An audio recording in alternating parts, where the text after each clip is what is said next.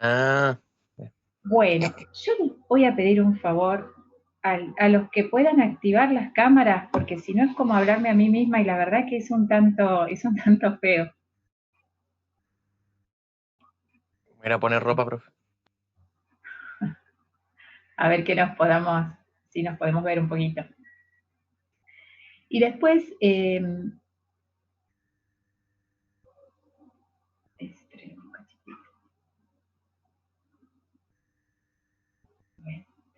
y la otra cosa, bien nos molesta, pedigüeña, que en la medida de lo posible, supongamos, vamos a charlar un ratito, vamos a hacer un repaso, ¿sí? De algunos temas. La otra cosa que les voy a pedir es que para hacer las preguntas no escriban en el chat, sino que activen el teléfono, ¿no? El micrófono, perdón, no están inactivados los micrófonos y hagan la pregunta oralmente, porque así se vuelve un poquito más interactivo y cuando uno está hablando no llega a ver el chat, sino voy a tener que pedir a alguien más que lea el chat. Entonces, para no sobrecargarlos y hacerlo más piola. A mí no me molesta, ustedes pueden interrumpir cuando quieran. Bueno, lo primero que voy a hacer es presentarme, ¿sí? Porque no hemos tenido oportunidad de vernos. Habitualmente, algunos que llegamos a tener un trabajo práctico que estaban en la comisión y a la mayoría, la verdad que no hemos tenido oportunidad de presentarnos. Mi nombre es Silvia Ávila, yo soy médica genetista, estoy en la universidad desde la época que se escribió el primer plan de estudio. Sí, yo colaboré un poquitito en esta escritura del plan de estudio, justamente en la parte de genética y embriología. Y, eh, y bueno, después seguí siempre en la cátedra, ¿sí?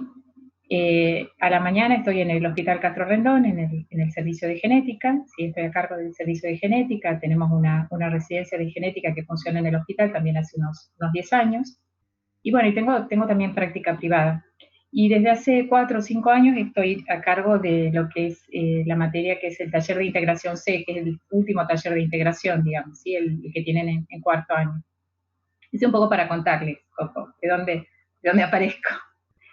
Y el miércoles pasado, un par de días antes, la doctora Barragán informó que se tomaba una licencia sin goce de haberes durante 6 meses y que había presentado sus papeles para la jubilación. Y el miércoles pasado el Consejo aprobó, digamos, que yo haga el reemplazo a cargo de la coordinación de la cátedra hasta que se vaya definiendo la situación de la doctora. Así que bueno, el plan es arrancar ahora este cuatrimestre y tratar de organizar lo que se pueda, porque digamos hemos perdido, no quiero decir perdido, son situaciones que pasan en la vida. O sea, uno hace muchos proyectos y después no salen los proyectos que uno hace. La vida siempre nos sorprende. Si ustedes me hubieran dicho que yo pensaba que íbamos a transitar por una pandemia o por algo, no, les miento, que si hubiese dicho que suponía que iba a pasar algo. Aunque teníamos las noticias de lo que estaba pasando en China, la verdad que nos parecía que era todo muy lejano. De hecho, a comienzos de año uno arma el cronograma de congresos, cursos, viajes que tiene, más o menos para tener el esquema armado, y de vez en cuando me llega un mensaje que dice, usted está volviendo a Neuquén. Sí, quedó programado en el calendario. O sea, todos los programas que todos teníamos cambiaron. Nos sorprendió, seguramente en la facultad se nota más la sorpresa. Eh, Quizá no tuvimos la adaptación necesaria como para... Se escucha lo que estoy hablando, ¿no? ¿Sí? No me digan al final que lo escucharon, entonces empezamos a ver. Sí, sí, perfecto. Sí, profe, la escuchamos. Nos sorprendió, digamos, la verdad que nos sorprendió. Con algunas cosas tuvimos más respuestas que con otras. Algunos estudiábamos lo que es educación a distancia, pero siempre parecía como un hermanito menor, y todo lo que no se hacía presencial parecía que no tenía sentido, y de golpe todos nos tuvimos que poner a trabajar en lo que era educación a distancia. Algunos nos adaptamos mejor, otros no nos adaptamos, y bueno, ese es el combo que sale. Pero bueno, el objetivo que tenemos fundamental es que ustedes aprendan los contenidos de la asignatura, los contenidos que son relevantes para la asignatura. Yo entiendo que uno lo que quiere cuando está en el lugar de ustedes es aprobar los parciales, aprobar el examen final y pasar de año. Y esto es normal. Entonces tenemos que consensuar las dos cosas. Los propósitos nuestros, que queremos que ustedes aprendan, y los propósitos de ustedes, que es lo que ustedes pueden ver ahora, y es lógico que así sea, que es aprobar acreditar, aprobar y seguir al paso siguiente, porque ustedes lo que están visualizando es allá, lo que ustedes entraron, que es para ser médicos. Entonces, la orientación que queremos darle a la materia es fundamentalmente cosas que tengan sentido, vamos a poner el acento en cosas que tengan sentido para la profesión que ustedes eligieron, que es la medicina. Por lo menos ese es el propósito que tenemos en la materia, ¿sí? El que nos vamos a fijar ahora para este cuatrimestre que nos queda, y si seguimos a cargo de la cátedra el año que viene, va a ser la reorientación que va a tener la asignatura. No hay nada oculto en esto, les quiero ser clara, o sea, no es que de golpe nos vamos a hacer los buenos y le vamos a salir con un parcial que nadie pueda probar, o que hay contenidos que les vamos a pedir y que no los hemos trabajado. De hecho, me llamaba mucho la atención porque todo el tiempo me preguntaban, bueno, pero ¿entra histología en el parcial? No, no entra histología en el parcial. Solo es lo que está puesto como unidad 2 porque se tuvo que modificar el programa. Este no es el programa original. La doctora Barragán tenía la expectativa de que en el segundo cuatrimestre la situación mejorara y pudiéramos volver a hacer la parte de histología con microscopía. Eso no se va a volver, no sé si alguna vez volveremos a hacer histología con microscopía, creo que no, al menos como la conocíamos antes, con 4 estudiantes por microscopio, 80 chicos en un aula, con 2 docentes y 2 ayudantes, me parece que a eso no volvemos más, por eso les digo que hay que repensar, hay que ser creativos y hay que repensar cómo cumplimos nuestro objetivo, que es seguir aprendiendo en la realidad nueva que estamos viviendo. Entonces, lo que va en el parcial es lo que dice ahí como unidad 2, que va desde fecundación hasta embriología de aparato urinario y aparato genital, no me acuerdo cuál es la última. Digestivo lo sacamos y lo corrimos para cuando veamos aparato digestivo en histología. ¿Cuál es el tema de embriología? La parte general de embriología la podemos ver con los conocimientos que tenemos de biología molecular, pero uno no le puede hablar de embriología del sistema nervioso si no tiene ni idea de la anatomía del sistema nervioso, ni hablarle de cómo se pliega el intestino primitivo y cómo se forma la bolsa mental si todavía no lo vieron en anatomía. Entonces preferimos dejarlo para más adelante cuando veamos histología, y no sé si este año ensamblamos con anatomía, pero el año que viene seguro que vamos a tratar de dar todo eso junto, porque en anatomía vuelven a ver la embriología del peritoneo, ¿sí? Entonces no sé si este año llegamos, pero el año que viene seguro que nos vamos a ensamblar. Ahora bien, entonces eso es lo que va en el parcial, ¿sí? ¿Qué es lo que vamos a hacer? Pero no nos podemos quedar ahí hasta que rindamos el parcial, entonces tenemos que empezar a ver histología. Histología es una materia, es una parte de la materia, es una asignatura que en general les gusta más, ¿sí? Es más sencilla, o sea, no tiene nombres nuevos, no es que sea más fácil, no tiene nombres nuevos, uno ve los preparados, en este caso vamos a ver fotos de los preparados, pero es lo mismo que ver los preparados. Vamos a señalarle cosas, ustedes van a decir esto es tal cosa, ustedes nos van a mostrar algo y nos van a decir esto qué es, ¿sí? O sea, vamos a trabajar, esas van a ser nuestras actividades con histología, pero es como más concreto, uno lo puede ver, o sea, nadie ve cómo se pliega un embrión, nadie ve cómo migran las células germinativas primordiales, ustedes las tienen que imaginar, por ahí le damos videitos de YouTube, pero en cambio en la histología es más concreta, uno lo ve, uno ve la célula gástrica y dice, ah, esta es la célula que secreta el ácido clorhídrico, por ejemplo, ¿sí? Entonces les gusta más. Pero bueno, tenemos que empezar con eso, arrancar con eso, y en el medio vamos a tener el parcial. ¿Cuál es la propuesta? Por eso no va a haber ningún contenido oculto, nada que le hayamos pedido, ni ninguna cosa rara, ¿sí? ¿Cuál es la propuesta que yo le quiero hacer para trabajar el parcial? Vamos a hacer el repaso, vamos a ir viendo los teóricos que están grabados, pero por ahí voy a hablarles y si ahora escucha, se graba mejor el audio, vamos a poder verlo bien. Pero fundamentalmente, y les voy a regrabar las que están hechas, las voy a ir regrabando antes del parcial. Pero un poco, ¿qué es lo más importante? O sea, yo la propuesta que les traigo es que lo armemos juntos al parcial. ¿Qué quiere decir esto? Que ustedes, vamos a repasar un tema, ustedes lo van a, supongamos, vamos a elegir hoy qué hacemos, ¿sí? Podemos arrancar por el principio, y vamos a pasar rápido lo que yo creo que ustedes ya saben, pero cualquier cosa ustedes frenan y me dicen, no, para estos no lo sabemos bien, queremos repasarlo. La propuesta es que después vayan al libro y que ustedes puedan hacer, a ver, ¿qué preguntas ustedes creen que representa lo más importante del tema que vimos? Supongamos, ustedes me dicen, eso es lo que ustedes creen, ¿sí? Y vamos a hacer un banco de preguntas. Cuanto más preguntas hagamos, mejor. Podemos tener 200 preguntas Y de esas 200 preguntas, ahí sí nos tomamos la atribución nosotros, elegiremos 50 que vayan en el parcial. Profe. Pero van a ser las que ustedes hayan jerarquizado, que digan, mira, aquí me parece importante. Y si les agrego alguna que a ustedes se les haya escapado, que a mí me parece importante, se las voy a colgar. Sí. Una consulta, es que ya encuentro que está bien eso, es mi apreciación personal en realidad. Encuentro que está bien el tema de las preguntas y todo, pero podrían ser más flexibles con respecto al tiempo que dan para contestar la verdad las cosas. Es que, por ejemplo, nos pasaron otras asignaturas como en anatomía, en la segunda parcial, que nos dieron 1 minuto por pregunta, básicamente. Y sí, bueno, pero está bien. eso Pero es tan esa es otra, antipedagógico. está bien, esa es otra construcción, ¿sí? La idea es que lleguemos al parcial que fluya, ¿sí? El que trabajó, leyó, participó, tomará 1 minuto, 2 minutos, lo que sea, pero lo va a hacer sin dificultad. ¿Qué es lo que le quiero decir con esto? Si yo le doy una pregunta y ustedes no tienen idea, le puedo dar 5 minutos que no la van a contestar, ¿sí? Ahí yo coincido con vos, 1 minuto por pregunta es lo mismo que darle 5. Si la sabes la vas a contestar y si no la sabes no la vas a contestar. Profe, Bien, y disculpe, si ustedes pero me preguntan a mí, yo prefiero los exámenes a libro abierto, con internet, con todo lo que ustedes tengan, no hay ningún problema, ¿sí? Pero bueno, primero lo vamos a hacer así. Vamos a hacer con las preguntas, que las vamos a hacer entre todos, o sea, ustedes las preguntas que tienen, las pueden ir poniendo yo les voy a abrir un foro, ahora un foro de preguntas, para que ustedes vayan abriendo ahí en la plataforma, vayan tirando las preguntas de los temas que ustedes digan, mira, yo leí el tema de fecundación y creo que esto es sí o sí lo que yo tengo que saber. Pensando en qué es lo que tengo que saber de ese tema, qué es lo que yo jerarquice como más importante. Y con eso vamos a armar el banco de preguntas. Sí, Profe, después veremos lo de los igual tiempos, pero no se preocupen por eso, sí.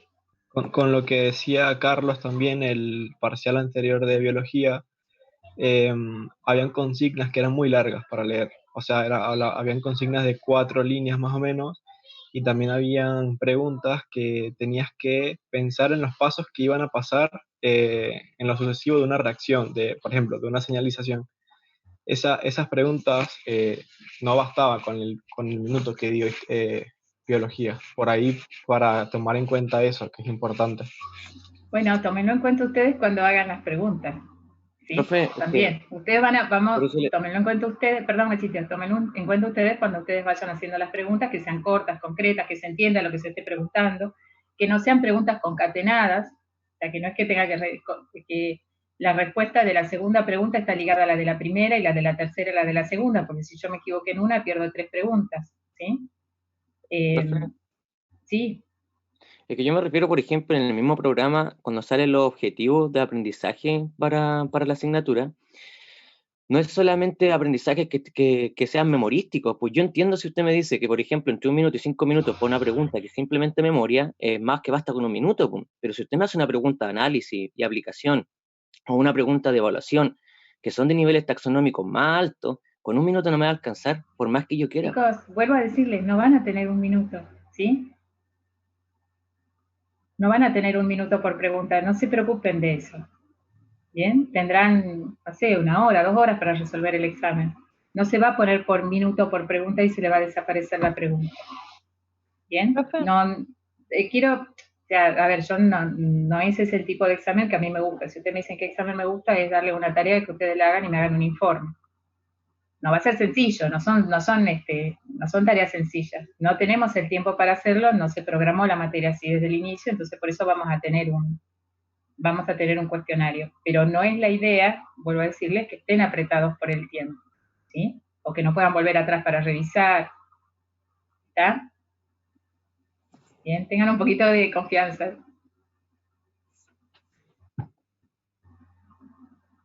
Sí, ¿qué más? Alguien preguntaba algo, perdón.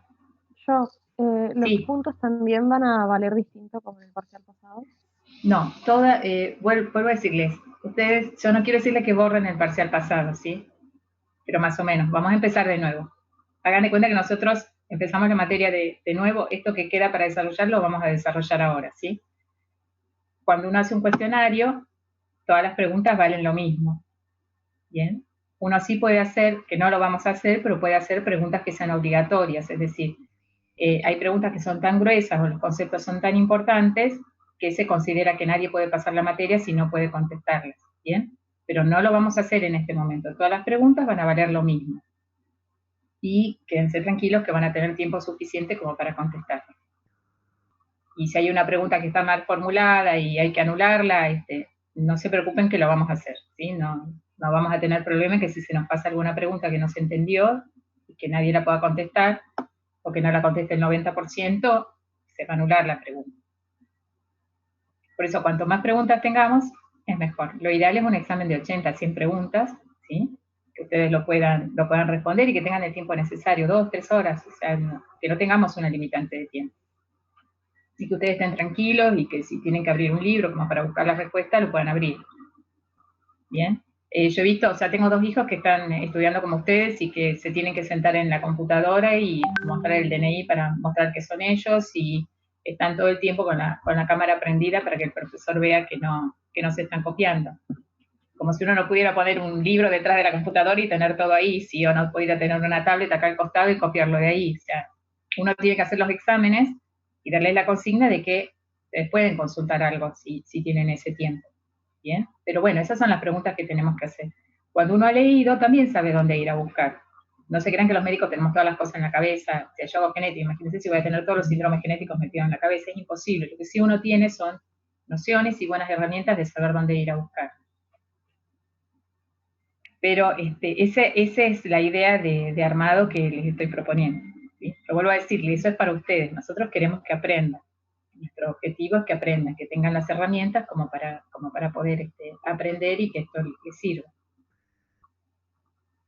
Otras preguntas, a ver, lo que quieran pueden preguntar. Hola, profe.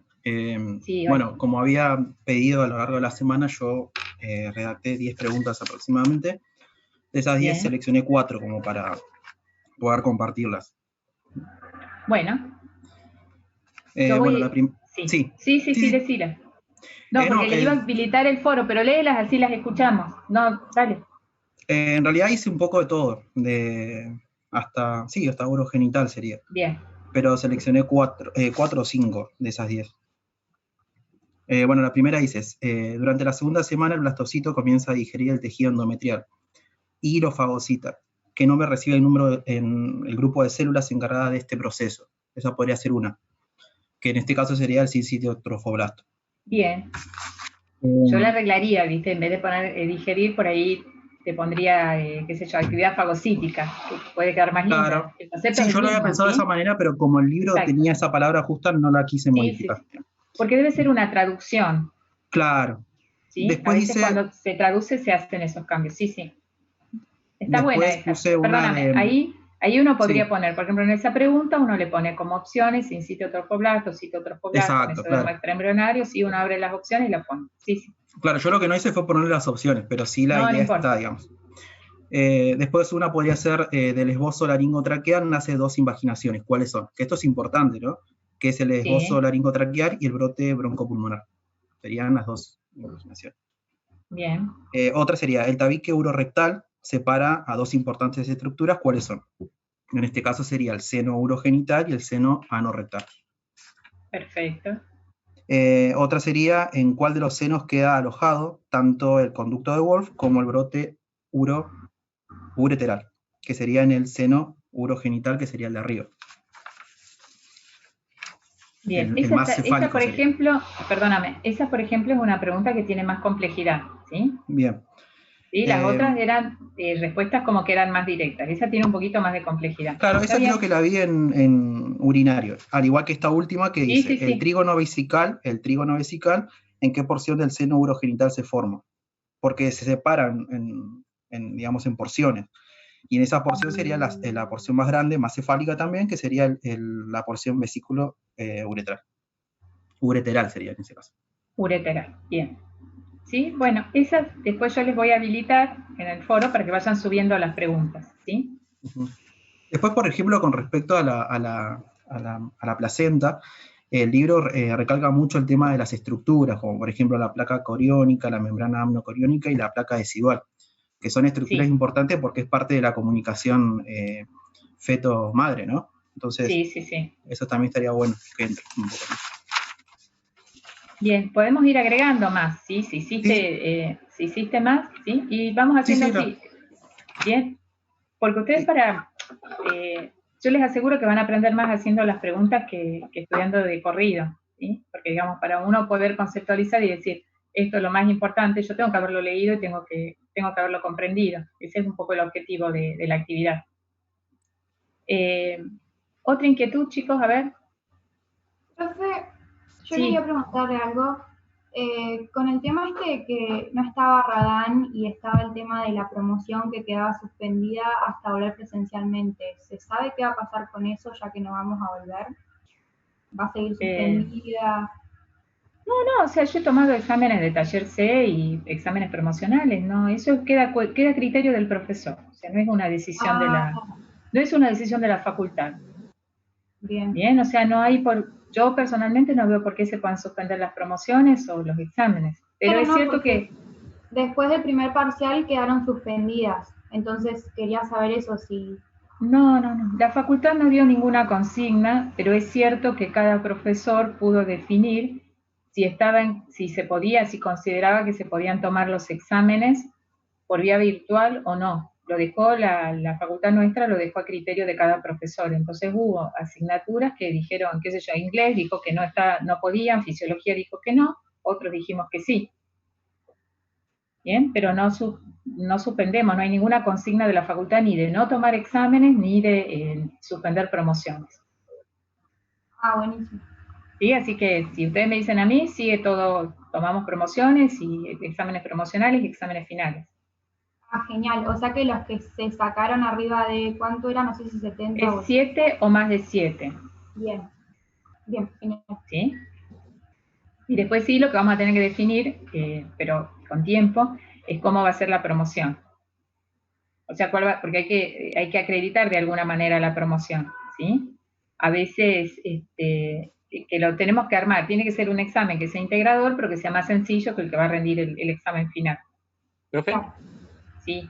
Y en el caso de los regulares, lo más probable es que siga siendo por PETCO o va a ser oral o algo. ¿Tienen definido o visto? No. Eso vamos a ver, ¿sí? Eso lo tenemos que ir hablando con eso lo tenemos que ir hablando con el equipo de la cátedra. Y tenemos que ver también, que esto es importante, si ustedes me dicen, a mí me gustan mucho los exámenes orales, ¿sí? Esto de poder charlar con ustedes, intercambiar, ¿bien? Pero también depende, eso es cierto, hay una limitante que es la limitante física, cuántas personas hay para rendir el examen. Los promocionales, si yo tuviera que decirles hoy, yo estuve 2 años a cargo de la cátedra, los 2 primeros años de la cátedra estuve a cargo con otro docente, y lo que hacíamos era una semana antes, elegíamos 10 temas, les dábamos esos 10 temas, o sea, del programa elegíamos nosotros cuáles eran los 10 temas que nosotros consideramos más importantes, se lo dábamos a los estudiantes que promocionaban, y un día antes sorteábamos el tema y le decíamos, bueno, este es el tema de tu promoción, y el estudiante hacía una exposición oral. ¿Sí? O sea que 10 días antes tenían los 10 temas, un día antes tenían el tema, y al otro día hacían la presentación de su tema. Bien, ese era el sistema que usábamos para promocionar. Pero bueno, eso se va diseñando.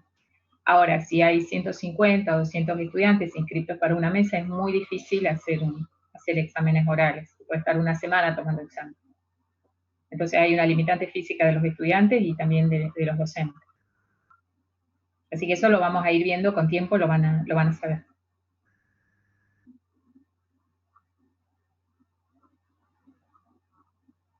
No es más fácil, sí, o sea, no es que la materia va a ser más fácil porque cambió su profesor. Vuelvo a decirle, queremos que aprendan y mi idea es que las reglas sean claras y que, bueno, cualquier dificultad ustedes puedan preguntar y podamos ir poniéndonos de acuerdo, porque el objetivo nuestro es que aprendan, no es matar estudiantes ni regalar materia, el objetivo es el aprendizaje. Entonces, todo lo que podamos hacer para que ustedes logren aprender los contenidos, acá está.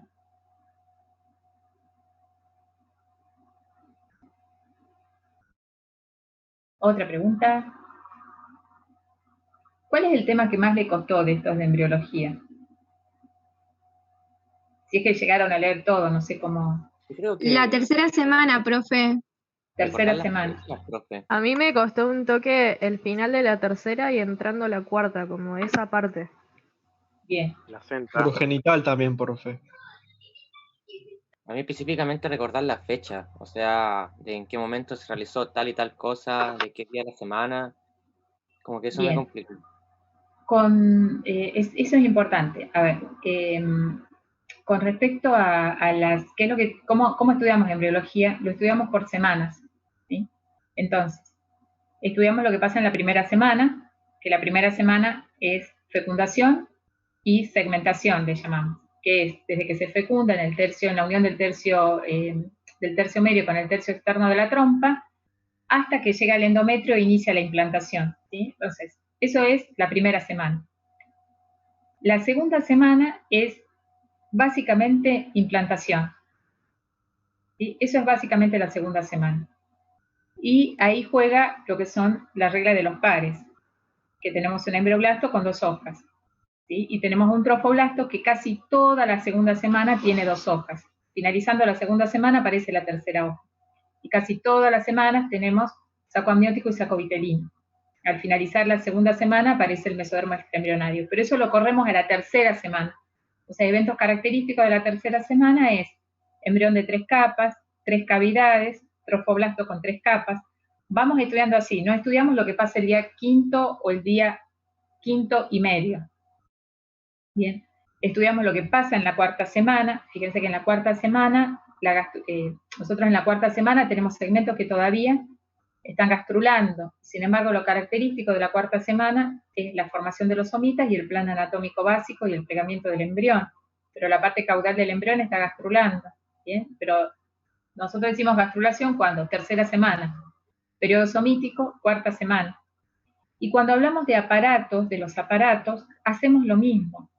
Decimos más o menos, bueno, a ver, yo veo por primera vez las células germinativas primordiales migrando en la segunda semana.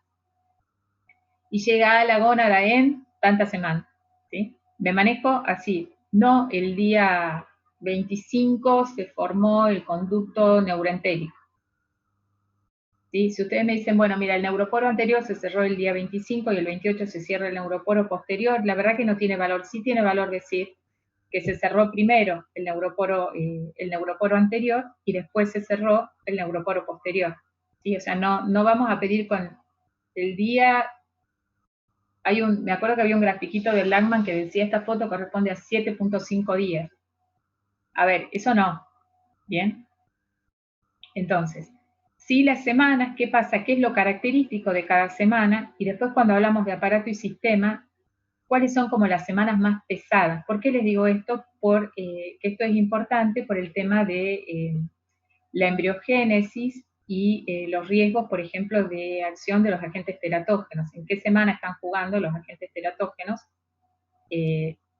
Porque no es lo mismo, digamos, si al final del embarazo uno tiene rubiola que cuando lo tiene en el tercer mes. ¿Bien? ¿Por qué es distinto? Porque el desarrollo embrionario es diferente en una etapa que en la otra. Por eso nos interesa de cada sistema que estudiemos cuál es el periodo crítico de desarrollo. No el día, la hora, el minuto, ¿sí? No va a haber preguntas de eso. Sí, de cada semana. O sea, ¿qué es lo más característico de cada semana? Sí. Eso lo tiene que saber bien. Sí. En este caso, perdón. Y algo que soy muy obsesiva, que también, ¿sí? Es cuando hablamos de semanas de desarrollo, es una cosa, y cuando hablamos de semana, por fecha de última menstruación, es otra. Y esto sí lo tienen que tener grabado a fuego, porque todo lo que es obstetricia e informes de ecografía va con semanas por última menstruación, o sea que siempre tienen 2 semanas de diferencia entre lo que es el desarrollo y lo que ve la ecografía. Sí, preguntas, tenías una ahí, disculpame, te corté. En este caso, por ejemplo, ¿usted qué libro sugiere? O sea, yo por lo menos he estado estudiando el Langman. No sé si el Langman tiene todo lo que ustedes necesitan aprender, está en el Langman. Si tienen tiempo de leer un poquito más, el Larsen es muy bonito, Moore es muy bonito también, pero hay que tener tiempo de leerlos. Ahora, si ustedes leen Langman, está todo. ¿Cuál es el problema que tiene Langman? Es la narrativa. Un segundito, es la narrativa que tiene, porque hace esto, que le aparezcan las estructuras de golpe, y entonces uno siempre se queda colgado, ¿y esto de dónde salió? ¿Sí? No tiene narrativa, no tiene un relato. Que ahora es como muy poco conector, así como que salta nomás. Exactamente, ¿sí? Agostina creo que estaba haciendo una pregunta, si no leí mal. Sí, profe. Sí. Desde Agustina, mi punto de vista, sí. usted el MOOC, décima dicción, pero no sabía si completar con el Lachman o no, porque eso me pasaba, que no me gustaba la redacción del Lachman. El MOOC es más extenso que el Lachman, ¿sí? O sea, tiene todo lo que tiene el Lachman. El Lachman es el más sintético. Y hay una cosa que tienen los libros que hacen que uno los lea y que le guste, que es la narrativa, es decir, cómo establece conexión, cómo les cuenta el cuentito, ¿bien? O sea, por ejemplo, un libro que cuenta bien el cuentito en biología molecular es Albert. Un libro que cuenta horrible es de Robertis, ¿sí? Es un problema de cómo está hecho el relato, ¿bien? Si ustedes tienen tiempo de leer un poquito, todo depende de cómo uno estudie. Hay gente que por ahí, si lee algo bien escrito, lo memoriza antes o lo aprende antes, y hay gente que, bueno, que prefiere lo más conciso y se aprende lo más conciso, ¿bien? Pero Lachman tiene todo lo que tiene que saber, Moore también, así que no hay problema con ninguno de los dos libros. Yo trato de contarles un poquito en las clases, por ahí algún chimentito de otro libro, pero... Profe, ¿y el Arteaga? Era buenísimo. Arteaga ya es como más cortito, más resumidito, por ahí se nos puede escapar algo. Bien, pero no es mal libro para nada. Si ustedes estudian del Arteaga, con la clase lo completo. Genial. Y después los videos, si tienen tiempo, en videos de YouTube hay millones que están muy lindos. Sí, yo por lo menos complementé con los teóricos que subieron ustedes y quedé bastante bien con el Lachman en los teóricos, la verdad. Sí, ahí está todo. ¿Había otra pregunta, Agustina? Sí, quería consultar, yo por ejemplo también estuve haciendo complemento con el Carlson, Sí. y ese libro hace mucho hincapié en la regulación genética del desarrollo. Sí. Y quería Sí. ver, digamos, qué profundidad hay que darle a eso, porque hace bastante hincapié en todo el desarrollo de la parte genética. Bien. Los reguladores. Carson, sí, si usted me dice Carson es hermoso también, ¿sí? ¿Por qué no se los menciono? Bueno. Es muy lindo, porque tiene mucha biología del desarrollo. Claro. Y capaz que en algún momento hagamos algo de eso en la materia, pero no está planteado así el programa, ¿sí? Nosotros en el programa tenemos una embriología más bien descriptiva. Por ahí le menciono algún gencito, por ejemplo, cuando hablamos de cómo se determina la lateralidad, como para relacionar con lo que es la función del cilio, que lo vimos en biología molecular, porque todo está vinculado. Bien, pero en realidad no, la materia no está planteada hasta ahora con lo que es desarrollo. Bueno, para eso el Lachman no sirve, ¿sí? Si uno quiere estudiar biología del desarrollo, el Lachman no sirve. Claro, porque yo vi esa diferencia, que en el Lachman no había tanto descripción de la regulación genética. Y después iba al otro libro y había bastante. Entonces no sabía cuál era el punto medio para completar, digamos. No. Básicamente nosotros estamos viendo embriología descriptiva, ¿sí? Cuando yo estaba a cargo de la cátedra, por ejemplo, lo que dábamos embriología de peritoneo con anatomía de peritoneo, lo hacíamos con el profe de anatomía. Yo daba la parte de embriología y él daba la parte de anatomía. En realidad es una embriología muy vinculada, lo mismo cuando hablamos de desarrollo del sistema nervioso, o sea, yo hablaba de desarrollo del sistema nervioso y daban anatomía e imágenes del sistema nervioso. Está encarada como muy descriptiva. Probablemente en los próximos años, si ustedes me dicen, tocaríamos un poquito más de desarrollo, pero hoy no, ¿sí? Bueno, profe, gracias. Por ahí usamos algún temita como para mencionar y dar un ejemplo de cómo se relaciona esto con lo que ustedes vieron de biología molecular. ¿Bien? Profe, respecto a la parte de los genes, digamos, como el más importante sería enfocarse en el SRI y algún otro más. Bueno, ahí sí, ¿sí? En lo que es desarrollo, porque eso aparte son genes de mucha importancia clínica, lo que es SRI, hormona antimülleriana, ¿sí? Sí. Y lo que es la cascada de la testosterona, digamos, de hidrotestosterona y diferenciación de genitales. Pero eso es mínimo, ¿sí? Comparado, cuando veamos la clase vamos a ver que hay toda una cascada de genes, pero uno no espera que se memoricen la cascada de genes, pero sí eso, sí SRI y... ¿Qué es lo que hace? SOX9, eso sí los incluimos, ¿sí? SRI, SOX9, la hormona antimülleriana y la vía de la testosterona 5-alfa reductasa de hidrotestosterona. Profe, porque por ejemplo en el Lachman sale poquito con respecto a eso, pero muy acotado. Entonces, ¿eso sería como lo justo que necesitamos o es muy escaso también? No, pero eso lo completamos con la clase. Ay. ¿Sí? Con la clase, o si no, hay ese capitulito puede estar lindo en el Moore, también está bien, o en el Carson, ¿sí? O en el libro de genética de donde hayan estudiado para la primera parte también está.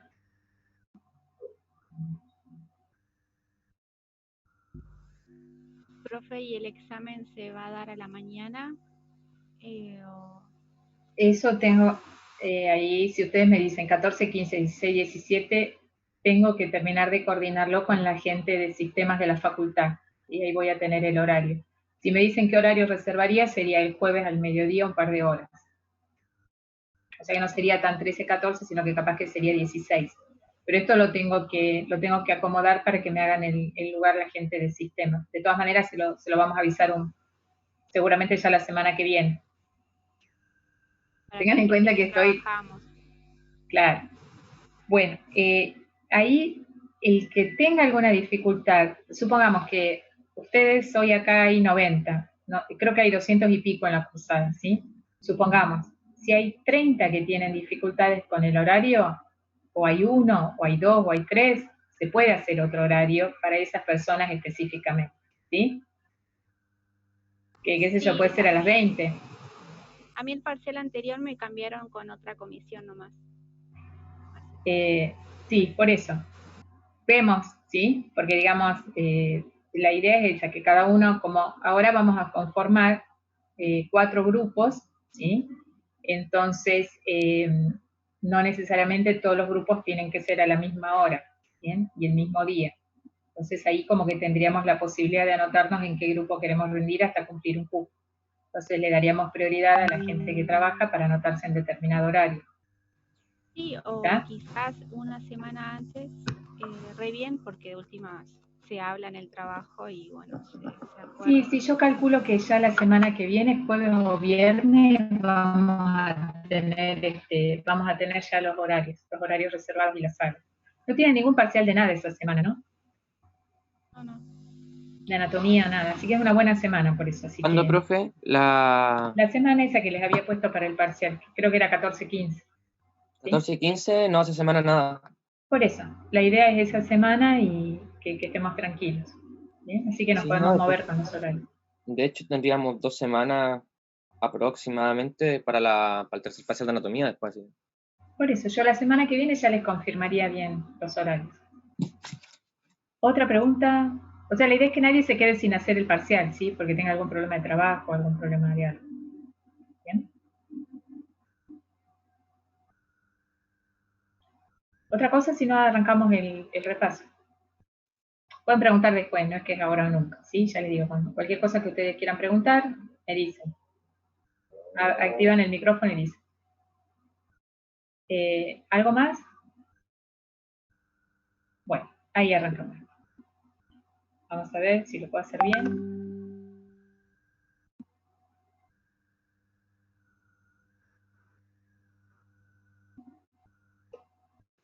Profe. Sí. Respecto a la neurulación, cuando tenemos la formación de la placa y el tubo neural, está bueno saber de qué par a qué par se forma el pliegue neural, el tubo y la placa. No. Si ustedes, miren, con que ustedes sepan cómo se forma, de qué par a qué par, ¿a qué te referís? ¿A la altura de somitas? Somita? Claro. No, ese nivel de detalle no, ¿sí? Okay. Sí, que digamos que está relacionado el desarrollo del tubo neural con el desarrollo de las somitas, en el sentido que el desarrollo posterior del somita va a ser, entre otros, formar las vértebras y los músculos paravertebrales, ¿sí? Sí. Desde ese lugar. Okay. Vamos a ir pasando, ¿sí? Y ustedes me van diciendo de los temas que vamos viendo, dónde tienen alguna duda. Este es un concepto que es importante. Vieron que siempre decimos esto deriva del endodermo, esto deriva del mesodermo, esto deriva del ectodermo. hay un grupo especial de células que son las células germinativas primordiales, que estas van a ser células distintas. ¿Por qué? Porque todas las células están programadas como para dividirse, hacer unos cuantos ciclos de mitosis y después se mueren. ¿Sí?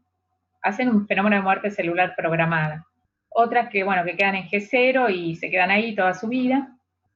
Pero estas son las únicas células, las que van a descender de las células germinativas primordiales, que van a hacer unos ciclos de mitosis y después van a hacer otro ciclo que es de meiosis. ¿Sí? Ninguna otra célula del organismo está programada así. Y de hecho no se las considera si son de endodermo o mesodermo, ¿sí? Sino que serían como células especiales desde el principio. Hay animales donde se puede ubicar en el cigoto donde está ubicado el plasma germinal y de hecho sacan un pedacito del plasma germinal. Sí. ¿Está compartiendo pantalla porque no veo? ¿No lo ven? No, tiene que salir y compartir de nuevo desde el PDF, porque si no vemos la carpeta no. A ver. Ahí vamos de nuevo.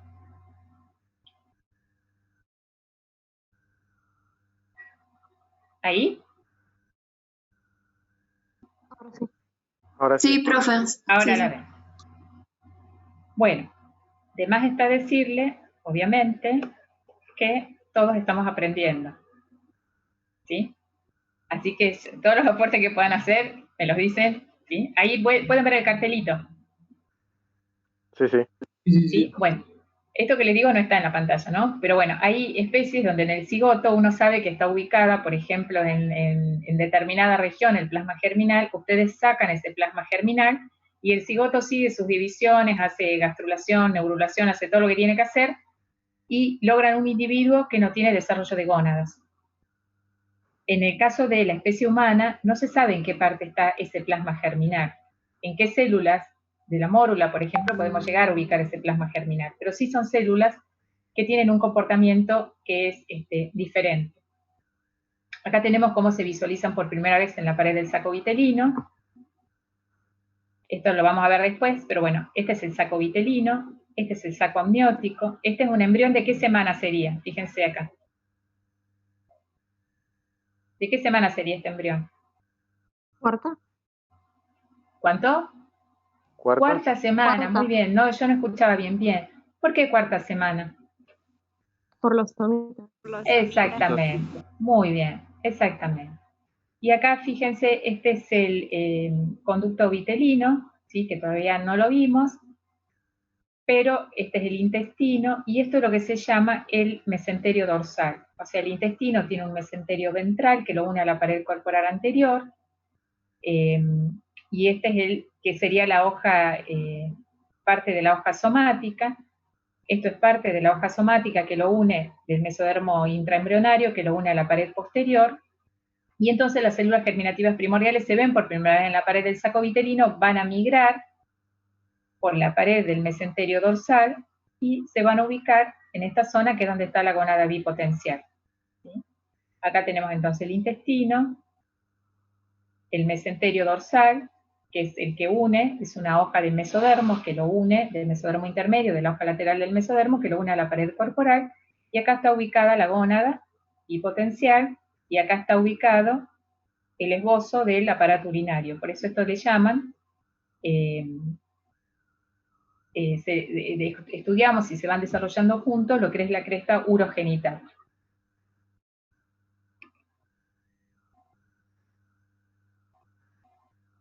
Bueno, acá estudiamos lo que es la espermatogénesis y la ovogénesis, por eso hacemos el repasito de células germinativas primordiales. Vamos a terminar, cuando terminemos de repasar embriología, vamos a terminar otra vez en el desarrollo de las gónadas.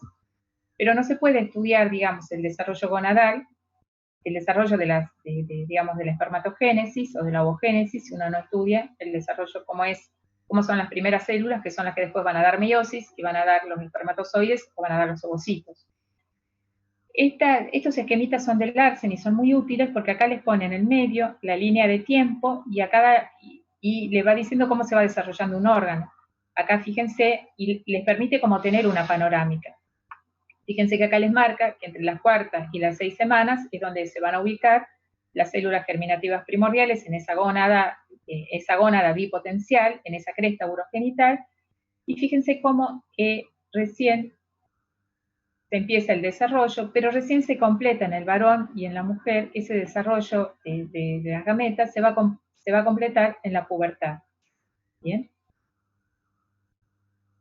Hay células germinativas primordiales que se pierden en el camino, que no llegan a la gónada, y entonces esas células pueden desencadenar tumores, como son los teratomas. Pero en general, cuando llegan a la gónada, que es el programa que tienen, ¿sí? Acá es lo mismo, es cómo se ven en el saco vitelino, cómo pasan por la pared del intestino, por el mesenterio que lo recubren, y llegan a la gónada bipotencial. Si es una gónada femenina, se van a desarrollar la zona de la corteza. Si es una gónada masculina, se va a desarrollar la zona de la médula. Cuando veamos ahora dentro de unos días la histología del ovario, vamos a ver que los distintos tipos de folículos, que es donde están estas células germinativas primordiales, las vamos a ver en la corteza.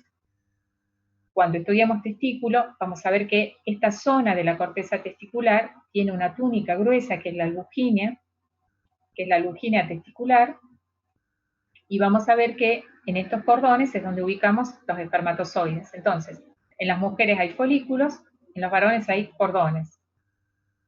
Estas son las células germinativas que se pierden y tienen la capacidad de dar todos los tejidos, pero de forma desorganizada. Por eso lo que encontramos son tumores, muchos en la región sacra, porque acuérdense que la región sacra nuestra es donde estaba la línea primitiva. Entonces las células germinativas que se pierden, se equivocan en su trayecto y no llegan a la gónada, o pueden ocasionar este tipo de tumores que son gigantes, que son los teratomas. Cuando uno los abre puede encontrar dientes, pelos, uñas, músculos, o sea, todos tejidos, pero son tejidos que están desordenados, no forman órganos. Y difícilmente hagan teratoscarcinomas, o sea, tumores malignos. Lo que sí hacen es que todo esto lleva a una vascularización que le roba la vascularización al bebé, y eso es lo que termina ocasionándole la muerte si es que no se puede hacer una cirugía que lo repare. Profe. Bueno, sí. Entonces las células germinativas primordiales son totipotenciales, al igual que las células de la mórula, por ejemplo. Sí, tienen la capacidad de generar todos los tejidos, ¿sí? Pero tienen mucho potencial evolutivo, tal cual, ¿sí? Hay una diferencia que después la vamos a charlar. ¿Cuál es la diferencia de la mórula? Que la célula germinativa primordial, a ver, si ustedes se acuerdan, es muy sutil en cuanto a las metilaciones y a los procesos epigenéticos, pero conceptualmente está bien, ¿sí? Yo, como para no complicarles mucho, conceptualmente está bien. Pueden dar todos los tejidos, ¿sí? De manera desordenada, no llegan a formar órganos, ¿bien?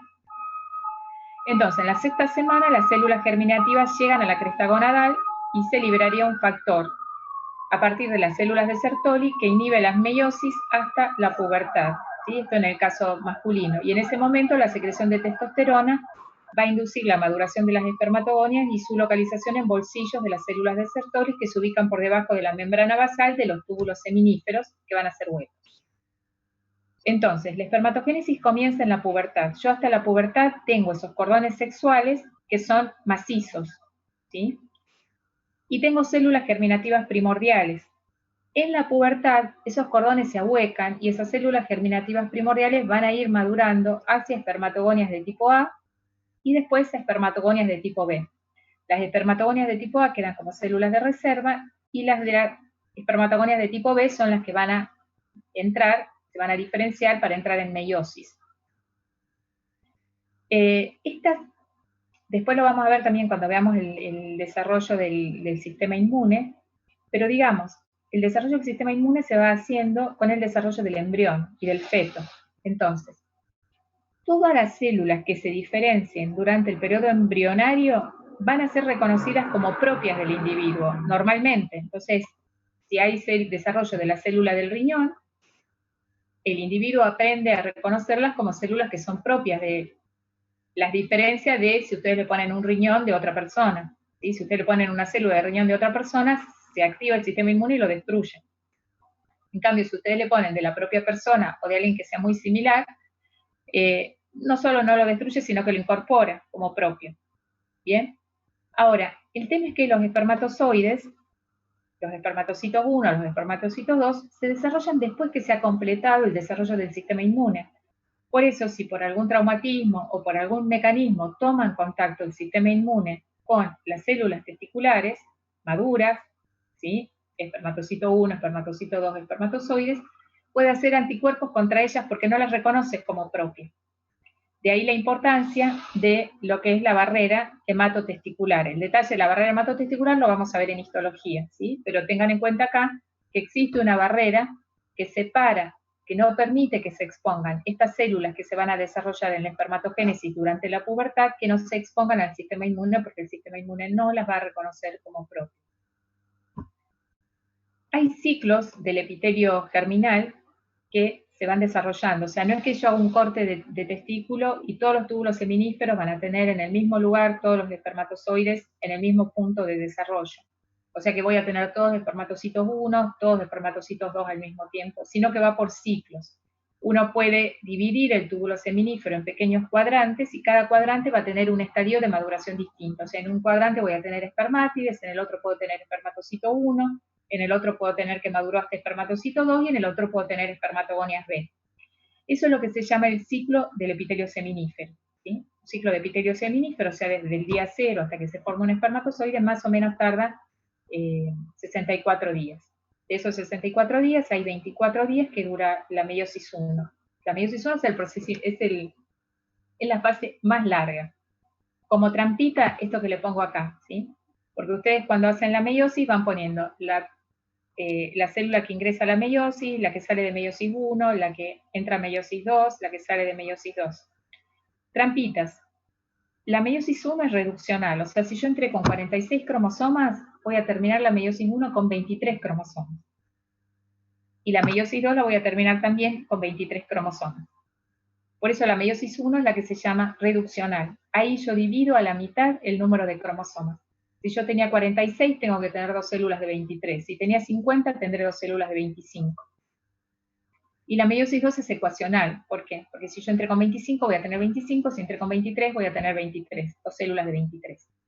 ¿Qué es la meiosis? Es una multiplicación del ADN, una duplicación del ADN, y 2 divisiones celulares consecutivas. A ver si puedo volver.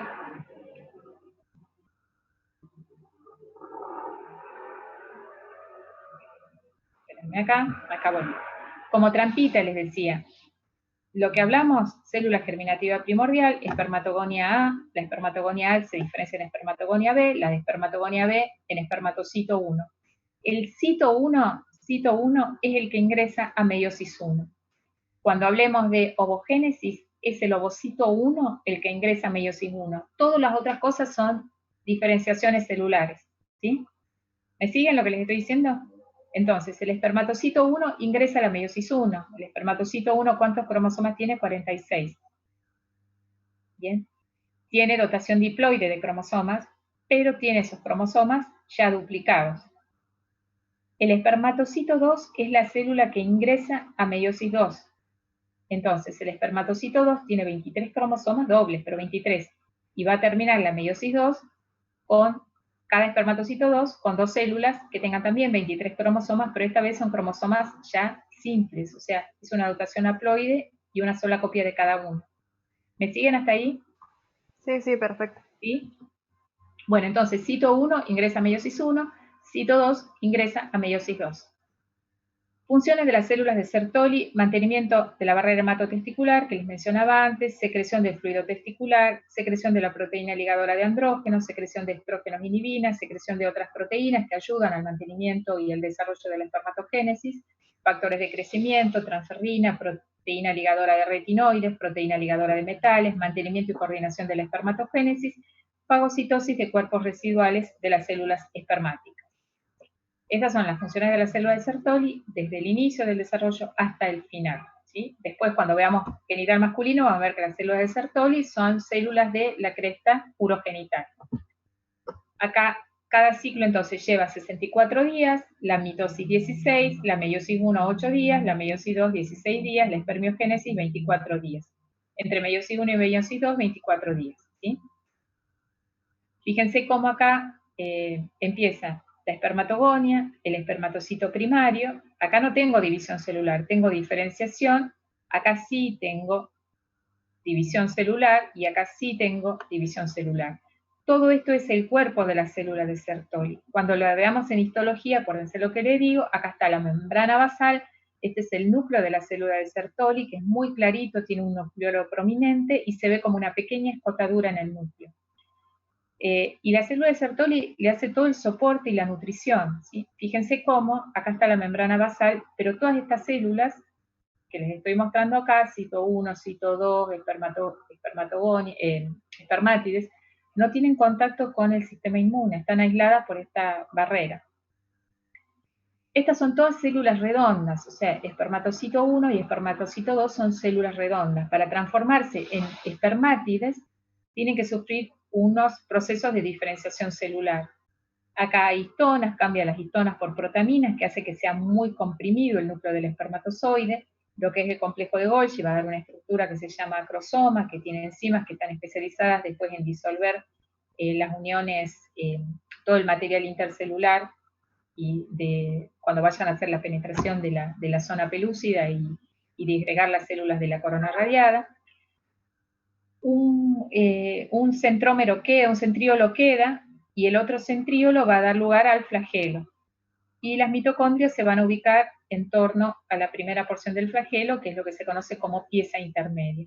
Acá hay toda una pérdida de citoplasma que va a ser fagocitado, va a ser absorbido por las células de Sertoli. Fíjense que acá tengo puentes, uniones intercelulares, que hace que toda esta división esté sincronizada por los mediadores que se van intercambiando de una y otra, y acá se produce la liberación de los espermatozoides, con la forma clásica, la cabeza, con el acrosoma, la pieza intermedia, que es la que tiene las mitocondrias, y el flagelo. Estructura flagelar, al principio no van a tener movimiento, el movimiento lo van a ir adquiriendo con los fenómenos de capacitación y de activación. Hoy, como chimento, digamos, si un hombre tiene una alteración en la liberación de los espermatozoides o en la formación de los espermatozoides, pero llega a formar espermátides, hay posibilidades de sacarle el núcleo del espermátide y con eso directamente fecundar el ovocito. Esto se hace en algunas técnicas de fertilización asistida, donde ha habido una destrucción del testículo y a través de biopsia se puede recuperar algún núcleo haploide. Bueno, esto es más o menos lo mismo, como para mostrarle acá que tienen la espermatogonia y cómo se van desarrollando las distintas etapas de la meiosis. Esto es una cuestión ideal. Ya les digo, cuando uno ve un corte de testículo, en cada sector del túbulo va a haber estadios diferentes de evolución. ¿Qué es lo que les muestro acá? ¿Sí? Esto es un ciclo, esto es otro ciclo, acá tenemos otro, y acá tenemos otro ciclo del epitelio seminífero. No es que tengo todos los espermatozoides en la luz del túbulo. ¿Sí? Y acá tenemos un resumen de en qué fase está cada una de las células que estamos estudiando. ¿Hasta acá tienen alguna duda? Porque esto más o menos son cosas que suelen haberlas visto ya. No. ¿Vamos? Bueno. Entonces tiene lugar en oleadas que se inician en la pubertad y culminan con la muerte del individuo. Obviamente, como pasa con las mujeres también, no es que solamente le pasa a las mujeres, que las gametas van envejeciendo y la capacidad de hacer este procedimiento van disminuyendo la cantidad y la calidad de los óvulos, en los hombres también. Siempre cuando uno analiza un espermograma, va a encontrar células muertas, espermatozoides con dos cabezas, con dos colas, espermatozoides sin cabeza, o sea, hay distintas cosas que pueden ver en los espermatozoides, pero se considera que es fértil el semen cuando está por encima de un 4% de morfología normal. Ese es uno de los criterios. Después hay cambios en la cantidad también, pero en general uno dice que si tiene más de 15 millones por milímetro cúbico es normal. Ahora, si uno en un espermograma encuentra estas cosas que le digo, dos cabezas, dos colas, malformaciones, pero tiene encima de un 4% de espermatozoides normales, se considera que es un semen que puede fecundar, ¿sí?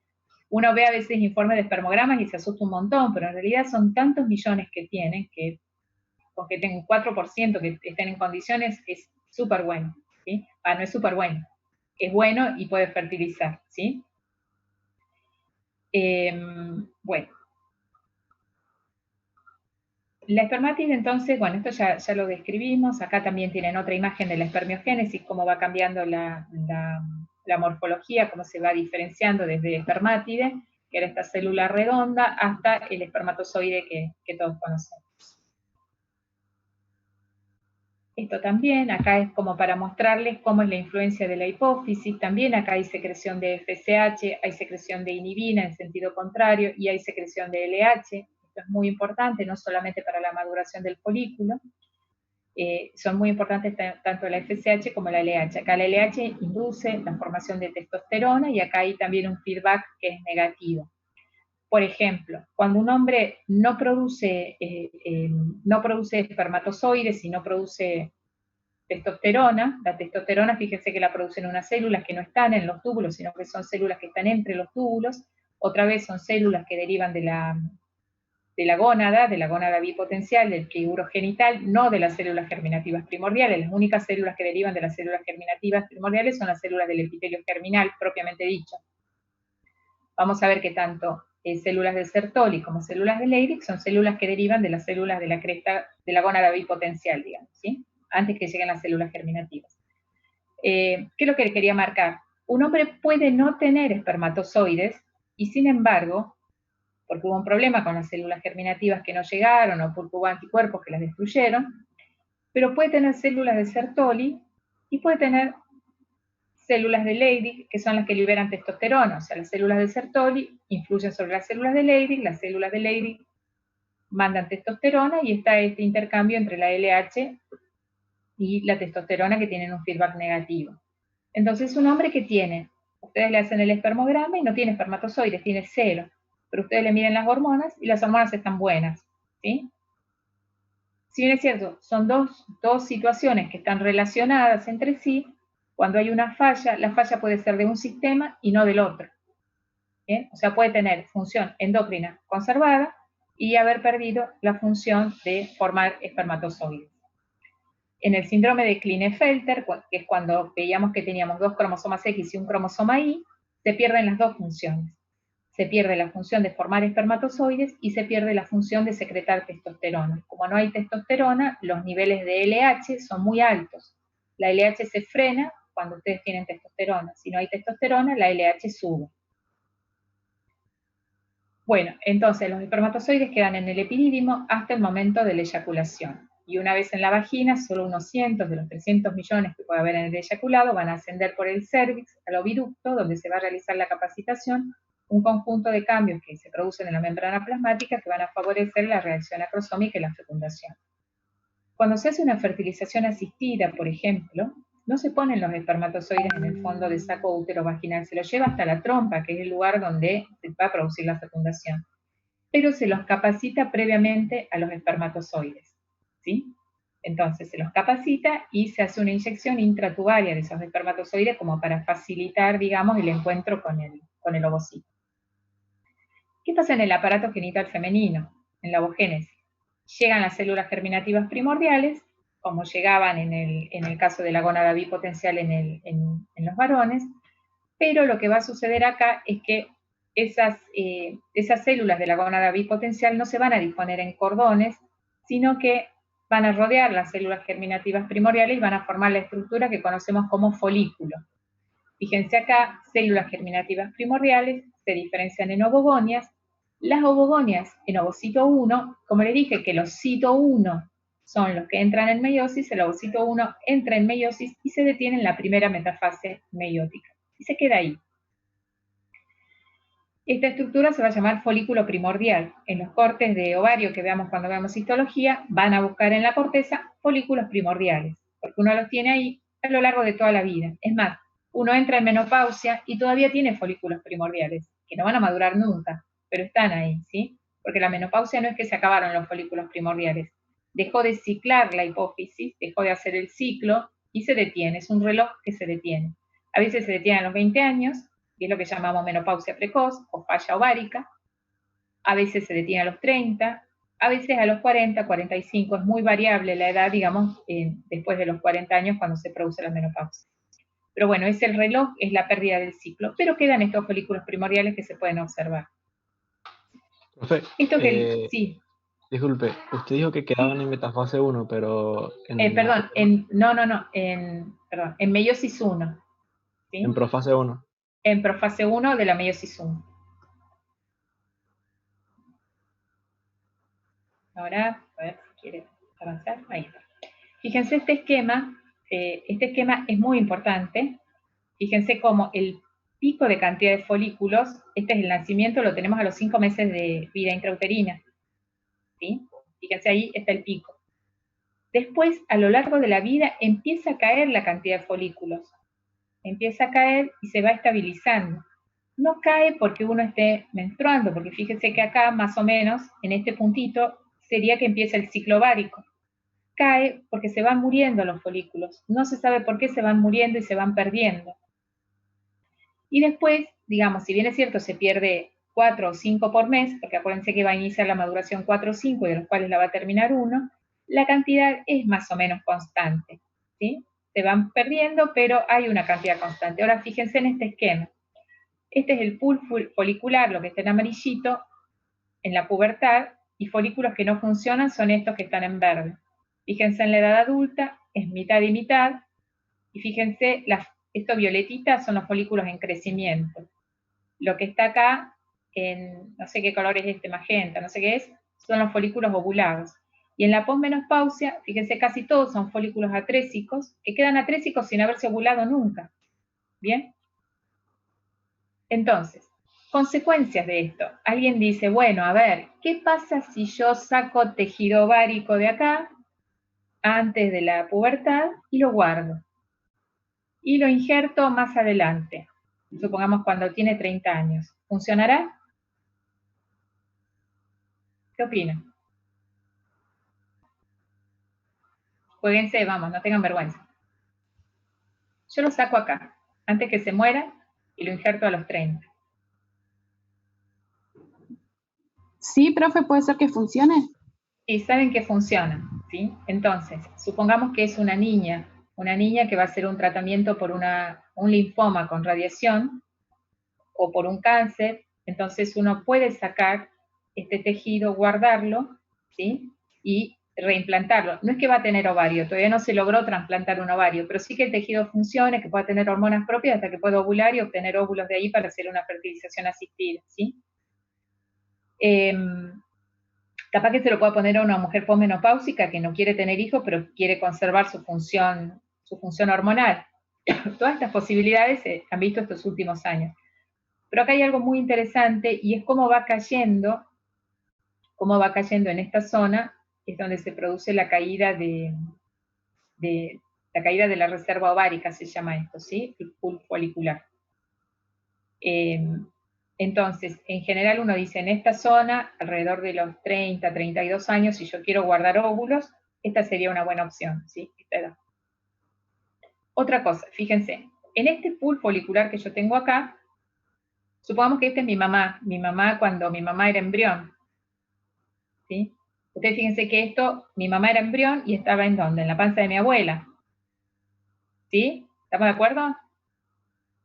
Este es el nacimiento, o sea, que si esta es mi mamá embrión, cuando se estaban formando el folículo que me iba a dar a mí, el folículo que me dio lugar a mí, digamos de parte materna, estaba en el ovario de mi mamá, en la panza de mi abuela.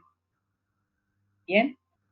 Entonces, todo lo que hizo mi abuela y que podría haber originado modificaciones epigenéticas en estos, porque ustedes ya vieron que en epigenética acá esto está sufriendo modificaciones epigenéticas, fíjense, se produjo cuando mi mamá era embrión. O sea que si mi abuela pasó hambre, si mi abuela comió de más, o sea, cualquier cosa que no conocemos cuántos efectos puede haber habido de modificaciones epigenéticas en mi abuela, las voy a tener yo ahora. ¿Sí? Por eso cuando hablamos de modificaciones epigenéticas, que no son de genes, no está en los genes, sino que está en la programación de los genes y que se inicia desde el momento del desarrollo de las gametas, fíjense cómo esas modificaciones epigenéticas están en relación con lo que vivió mi abuela. Y esto nos pasa a todos, ¿sí? Por eso puede ser una transmisión transgeneracional, que no quiere decir que sea una herencia, es una transmisión transgeneracional porque el óvulo que me formó a mí se empezó a programar en la panza de mi abuela cuando mi mamá era un embrión. ¿Bien? Así que bueno, abuelita, cualquier cosa la culpa de mi abuela. Seguimos entonces, eso como para que tengamos en cuenta, sí. Profe, una consulta. ¿Por qué se considera solamente 2 generaciones? ¿Por qué no podría ser de la bisabuela, por ejemplo? Porque mi óvulo se empezó a programar en mi abuela, no en mi bisabuela. Mi abuela, el óvulo de mi abuela sería en mi tatarabuela. ¿Sí? ¿Me seguís? Sí. Por eso no es la influencia, la marcación de mi óvulo empezó en mi abuela. Mi óvulo no existía en mi bisabuela, existía en mi abuela. Profe, ¿y qué beneficio traería, por ejemplo, por ejemplo, implantar tejido ovárico en una mujer después de la menopausia? Perdóname, no te escuché la primera parte. Que, por ejemplo, ¿qué beneficios tendría para una mujer luego de la menopausia implantarle tejido ovárico? Sí. ¿Qué es lo que se cree? ¿Sí? Todo esto está trabajándose ahora porque recién hace poco tiempo se vio que el tejido ovárico se puede conservar bien y se puede injertar. Por ejemplo, porque no son lo mismo las hormonas sintéticas que las hormonas propias, que las hormonas biológicas y de la propia persona. Entonces este sería un beneficio. ¿Sí? Lo mismo si, otra vez, el ejemplo del tratamiento oncológico, una mujer de 30 años que va a perder la función ovárica, después se lo comento un poquito con la fecundación, pero se lo comentaré ahí, pero no importa, lo adelantamos. Uno guarda 50 óvulos, 20 óvulos. Cuando uno fecunda esos 20 óvulos, se van a fecundar capaz que 10, y de esos 10 van a llegar a blastocistos, que es cuando uno puede transferir un embrión, 5, 4. ¿Sí? Ahora, si uno guarda tejido ovárico, la expectativa es tener más folículos. Y si esa mujer pierde la función del ovario, capaz que el injerto del tejido ovárico lo que favorece es también que conserve una función hormonal normal unos años. ¿Sí? O sea que serviría para las dos cosas, conservar una función hormonal normal y en algunos casos como una función de tener mejor rédito en el caso de que se pierda la función productora de gametas. Esto es lo que se está trabajando ahora, ¿sí? Porque se ha visto que se lo puede conservar. ¿Bien? Ustedes van a tener la respuesta. Cuando ustedes terminen la carrera van a tener más información. Sí, perdón. A nivel fisiológico digo porque siempre se considera que las mujeres después de pasar la menopausia o de los 50 es como que no pudieran tener hijos directamente. Más allá del ambiente que no se genera con esto de lo hormonal, ¿cuál es el factor principal genético que no permite que la mujer quede embarazada? O bien, si queda embarazada, tiene altas probabilidades de que nazca con alguna patología. Sí, fíjense que si yo les digo, mire, no tengo acá justo la estadística, pero pongamos a los 45 años, la probabilidad de tener un chico con una anomalía cromosómica es del 2%. Es decir, una mujer de 45 años que se embaraza, o sea, de cada 100 mujeres de 45 que se embarazan, 98 van a tener chicos sanos. Va a haber un 2% que va a tener un chico con una anomalía cromosómica. Esto si tomamos al nacimiento, ¿sí? ¿Qué es lo más difícil a los 45? Tener óvulos. O sea, tener óvulos para que se fecunden, eso es lo más difícil. Bien, y a los 50 capaz que sea 4%, o sea que de mujeres de 50 años que lograran tener un embarazo, capaz que 96 o 95 van a tener chicos sanos y 5 van a tener chicos con anomalía. Lo difícil es embarazarse, o sea, tener óvulos, porque la caída de la reserva ovárica se va acentuando alrededor de los 30, 32 años. ¿Sí? Entonces eso es lo más difícil. Después hay otros factores obstétricos, porque aumenta el riesgo de hipertensión, de diabetes inducida por el embarazo, el útero puede tener más miomas, o sea, hay una serie de cosas que pueden pasar. Pero si ustedes le transfieren un embrión a una mujer de 50 años, de hecho hay casos de 70 años y se hace la transferencia del embrión y hacen la suplementación hormonal, la mujer funciona como una incubadora, o sea, se va a formar el embrión y van a ser un niño, con todos los riesgos obstétricos que eso lleva, ¿sí? No les estoy diciendo que eso está bien o mal, no estoy abriendo juicio, le digo que técnicamente se puede hacer. Lo difícil realmente, cuando nos pasan los años a las mujeres, es tener óvulos que se puedan fecundar. Bien, eso es lo más complicado. Después, las chances de anomalías cromosómicas al nacimiento tampoco son son más altas que a los 20. O sea, a los 20 la chance de una anomalía cromosómica al nacimiento es de 1 en 2000 y a los 40 es 1 en 100. Cuando uno compara 1 en 100 con 1 en 2000 es un montón de diferencia. Pero si uno toma de 40 y dice, mirá, pero 99 van a tener chicos que no van a tener problemas, no es un riesgo tan alto, ¿sí? Bien, depende todo, los números son así, depende cómo uno los lea. Lo que es o sea que nunca llega a 0. Sí. Nunca llega a 0, digo, la cantidad folicular. No. Lo que te vuelvo a decir, a los 50 años lo más probable es que no tenga folículos para fecundar. ¿Bien? Pero hay mujeres, yo conozco mujeres de 50 años que han tenido embarazos y las conozco porque les hice el estudio genético y eran normales. Pero es muy raro que lleguen a tener folículos. ¿Bien? Lo preguntaba a razón de que siempre, digamos, como que se tiene la idea de que esos chiquitos que nacen con alguna patología primen lo que es el síndrome de Down por la no disyunción. Entonces me preguntaba por qué no otra patología, siempre es como que es esa, ¿no? Ay, qué tema. El tema es así, hay conceptos que tenemos nosotros que son conceptos, y son peligrosos en un sentido, ¿sí? Hay conceptos que tenemos en el sentido que si una mujer tiene 40 años, tiene alta chance de tener un chico con síndrome de Down. Y hay toda una serie de estrategias que están armadas, desde ecografías, dosajes de hormonas, para detectar los chicos con síndrome de Down en las mujeres de alta edad materna, que le llamamos después de los 37, 38, ya empezamos a decir alta edad materna, y empezamos a buscar, ¿sí? Y esto hace que por ahí no se tenga el rigor al controlar los embarazos de las mujeres más jóvenes que consideramos de bajo riesgo. Entonces, cuando uno analiza a los chicos con síndrome de Down, en cuál es la edad de las madres, mayoritariamente el 80% nace de madres menores de 35 años. Y si uno analiza ese grupo, ¿cuántas tuvieron diagnóstico prenatal? Muy pocas. Porque nadie lo buscó, o sea, hicieron una ecografía o hicieron los controles con menos rigurosidad, porque siempre están visualizando como la de 40 es la de alto riesgo y a la de 20 no le va a pasar nada. ¿Y por qué el síndrome de Down? Porque la no disyunción es una cuestión de especie, es muy frecuente en nuestra especie. Las que son de cromosoma 16 o del cromosoma X o del cromosoma 14, la mayor parte se van a perder como abortos espontáneos, algunas ni siquiera se van a implantar. Las no disyunciones que generan embriones con trisomía 21, el 90% se pierde como aborto espontáneo y hay un 10%, un 15% que va a llegar a nacer.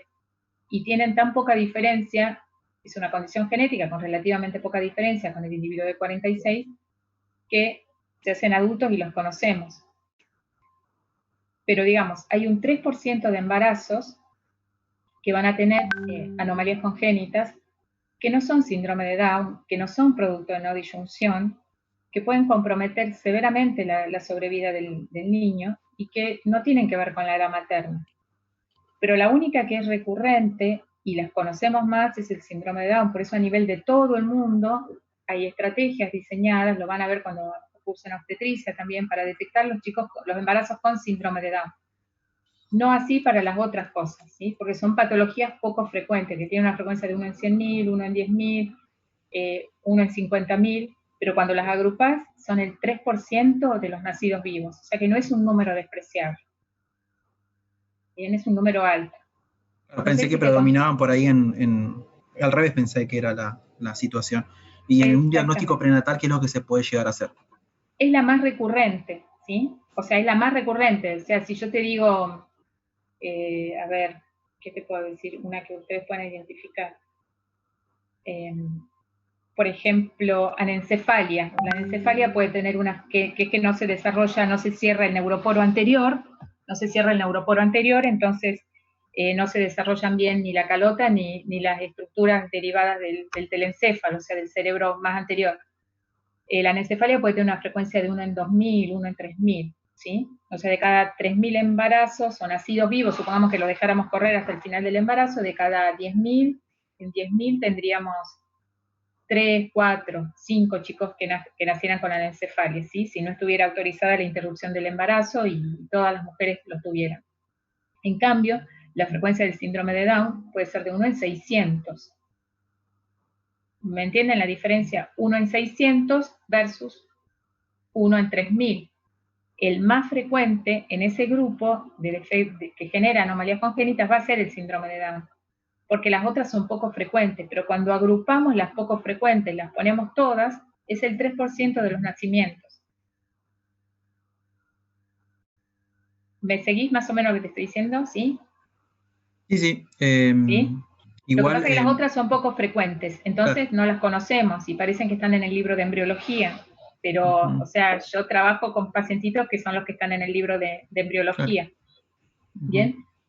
Ahora, te consultaba si se puede hacer algo en el diagnóstico prenatal. En el diagnóstico prenatal. En el diagnóstico prenatal tenemos dos etapas. Una es poder decir, por ejemplo, encontré una trisomía 18, ¿sí? Encontré una trisomía 18, ahora está entre comillas, pero era dentro de las que teníamos inviables, porque ahora hay toda una lucha de los padres para que se les haga tratamiento a los chicos con trisomía 18, pero digamos hasta hace 2 o 3 años encontraron una trisomía 18, una trisomía 13, era incompatible con la vida, entonces se puede hacer la interrupción legal del embarazo, ¿sí? Esto, digamos, todo embarazo tiene un riesgo y si no va a sobrevivir el bebé, yo pongo riesgo-beneficio, y es mayor el riesgo que corre la mujer continuando con el embarazo que interrumpiéndolo a las 12 semanas o 13 semanas cuando se hace el diagnóstico de la anomalía.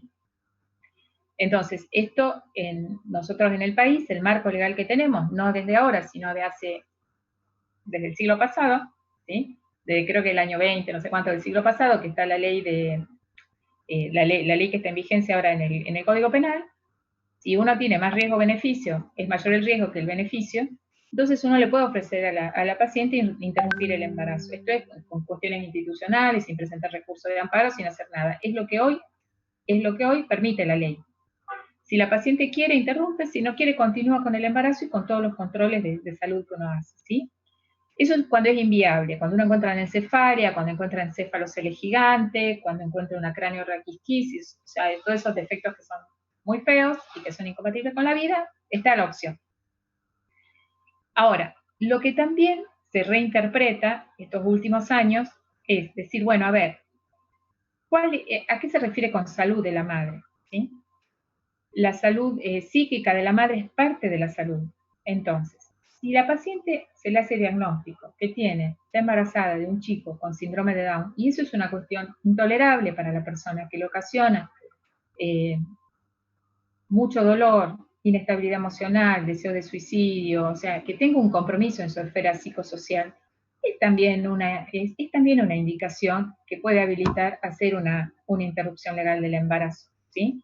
Entonces, esto en general lo evalúa un grupo interdisciplinario y es el que define si realmente hay un compromiso para la salud de la madre. En el caso de que lo hubiera, se puede habilitar también lo que es la interrupción legal del embarazo. Y en el caso que no, que la paciente tiene el diagnóstico de trisomía 21 y decide continuar el embarazo, hay un momento de mucho dolor, porque digamos, en el imaginario nuestro siempre nos imaginamos el bebé gordito, no sé, perfecto, que es el hijo que vamos a tener. Después salimos nosotros, ¿sí? Que no somos perfectos y que somos, que tenemos un montón de problemas y los padres nos aman lo mismo. Pero en ese momento, digamos, cuando hay un embarazo, uno se imagina el bebé ideal, ¿sí? Como cuando uno se imagina, no sé, el novio o la novia que va a tener en el futuro, siempre es el príncipe azul o la princesa encantada, no sé. ¿Qué es lo que pasa ahí? Sí, hay un momento de duelo que se tiene, pero es durante el embarazo, ¿sí? Hay un momento en que tienen que abandonar el hijo que imaginaban y aceptar el hijo que tienen. O sea, cuando la pareja define que va a continuar el embarazo, la mujer decide que va a continuar el embarazo, ese proceso se hace durante el embarazo. Y uno puede hablar con los hijos, puede hablar con los amigos, puede hablar con la familia, puede contar qué es lo que decidió y cómo lo decidió, y ese chico es bienvenido. Cuando uno no lo espera, a veces es un shock muy grande al momento del nacimiento decirle a alguien que tiene un hijo que tiene características que no eran las esperadas. Y esto es totalmente comprensible que pase. Entonces esto afecta lo que es esos primeros días, que es la aceptación del chico, y a veces no se logra nunca que lo acepte. Esa es la oportunidad que uno tiene de hacer un diagnóstico prenatal, que las personas puedan tomar decisiones informadas, ¿sí? Ese es el objetivo. Si deciden continuar, continúan y adoptan a ese chico con los problemas que pueda llegar a tener o no, y si deciden interrumpirlo, lo decidieron ellos también, sobre fuentes ciertas e informaciones ciertas, ¿sí? todo esto, digamos, esto estaba permitido de hace mucho tiempo, y de hecho en muchos hospitales públicos esto se hacía de este tipo de práctica, y con equipos interdisciplinarios, todo lo trabajamos desde hace muchos años, ¿sí? Yo, desde que estoy en el hospital de Neuquén, desde el año 2006, le puedo decir eso, ¿sí? Ahora, sí es cierto que cuando este tema se empieza a discutir públicamente, aparece siempre la grieta, aparecen los que están en pro, aparecen los que están en contra, a veces uno se coloca en posiciones muy rígidas, y eso hace que empiecen a aparecer obstructores a el trabajo que se venía haciendo de hace mucho tiempo en silencio, sin salir en ningún diario, sin hacer ninguna expresión pública de esto, más que en ámbitos académicos como puede ser el que estamos acá. Ahora, para los que trabajamos en esto de hace muchos años, la verdad que esto se discuta y que arme tanto ruido y que intervengan las iglesias y que todo el mundo ponga a hablar de algo que no está pasando y de algo que uno no vive, porque hay que estar en el lugar de la gente que tiene que tomar estas decisiones, es muy difícil. Hablo de las familias, no hablo de los médicos. Realmente la verdad que se vuelve complicado, pero sí lo que le quiero decir es que a partir de la discusión del tema, de la discusión pública, como que la gente se informó más de los derechos que tenía, ¿sí? Entonces, también esto ayuda a que se toman decisiones informadas, y el hecho de que se discuta en público, por más que por ahí yo les confieso que al principio decía, pero todo el mundo habla y ¿quién está trabajando en esto? ¿O quién tiene experiencia en esto? Pero en realidad ayuda a que todas las personas sepamos cuáles son nuestros derechos, qué podemos elegir, qué no, ¿sí? Pero bueno, volviendo a tu pregunta, cuando es algo incompatible con la vida desde el punto de vista genético o anatómico, porque los defectos congénitos son muy severos, se puede habilitar la interrupción de embarazo si la familia lo desea. Y cuando no es algo anatómico, no es algo letal desde el punto de vista genético, también si causa conmoción en la vida de la madre o en la vida de la familia, esto se puede habilitar, ¿sí? Por lo menos en Neuquén hay equipos que trabajan en eso, y creo que en Cipolletti también empezaba a ver. No sé si te contesté lo que me preguntabas. Sí, profe, se entendió bastante bien, gracias. Bien. O sea, justo tocamos un tema, viste, que yo estoy en la medida, pensaba este año, no sé si voy a poder este año terminar de escribir mi tesis, que era justamente en qué se basan las mujeres para tomar las decisiones de continuar o interrumpir un embarazo cuando se hace el diagnóstico de enfermedad letal, ¿sí? Bueno, nos habíamos quedado en el ovocito 1 que estaba detenido en dictiotén en la primera meiosis, y se quedan ahí, y cada ciclo, desde la pubertad, cada ciclo de 28 días, va a haber una fase donde va a haber una serie de folículos que no sabemos por qué son esos y no otros, pueden ser 4, 5, 6, que empiezan a madurar. Sabemos qué es lo que se desencadena una vez que se produce el proceso de maduración, ¿sí? Sabemos que actúa la LH, sabemos que actúa la FSH primero. Lo que no sabemos exactamente es por qué son esos 5 folículos y no son otros, ¿sí? Porque los que no fueron van a ser el ciclo siguiente, y así sucesivamente. Acá tenemos un esquemita, este es el folículo que está en reposo. Cuando actúa la FSH, actúa sobre los receptores de FSH, ¿sí? Esta es una célula de la granulosa, esta es una célula de la teca. En la teca van a actuar predominantemente va a actuar la LH sobre sus receptores, y esto va a provocar acá que un proceso de retroalimentación positiva donde aumentan tanto los receptores de LH como los receptores de FSH, y en las células de la teca los receptores de LH. Traducido, esto se va a producir en algunos folículos, 4 o 5, que van a iniciar la maduración.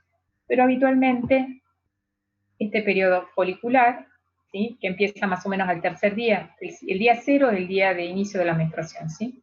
En los próximos días se va a iniciar la fase folicular o la fase de proliferación del endometrio, esto es endometrio y esto es folículo.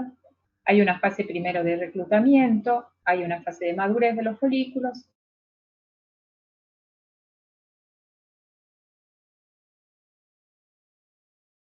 Este es el folículo primordial, no sabemos por qué, son 4 o 5 folículos primordiales, uno solo va a hacer este caminito, los otros se van quedando en el camino y van a quedar como folículos atrésicos, que después van a tener producción de progesterona como este cuerpo lúteo, ¿sí?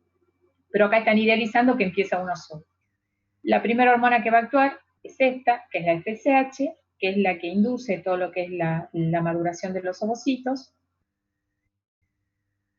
¿sí? Hace un pequeño piquito, cae, y hace un pequeño piquito hacia el día 14. La hormona que al principio está más activa es la LH, después cae por debajo de la FSH, se mantiene y hace su gran pico el día 14, que es el día de la ovulación. Esta es la LH. ¿Qué está pasando en el endometrio? El endometrio, que estaba en fase descamativa, en la fase menstrual, va a empezar a proliferar, ¿sí? Fíjense cómo prolifera, por estímulo de la FSH, y en realidad no acá, sino sobre los estrógenos. Esta FSH hace que se liberen estrógenos de estas células que rodean al ovocito, se liberan los estrógenos,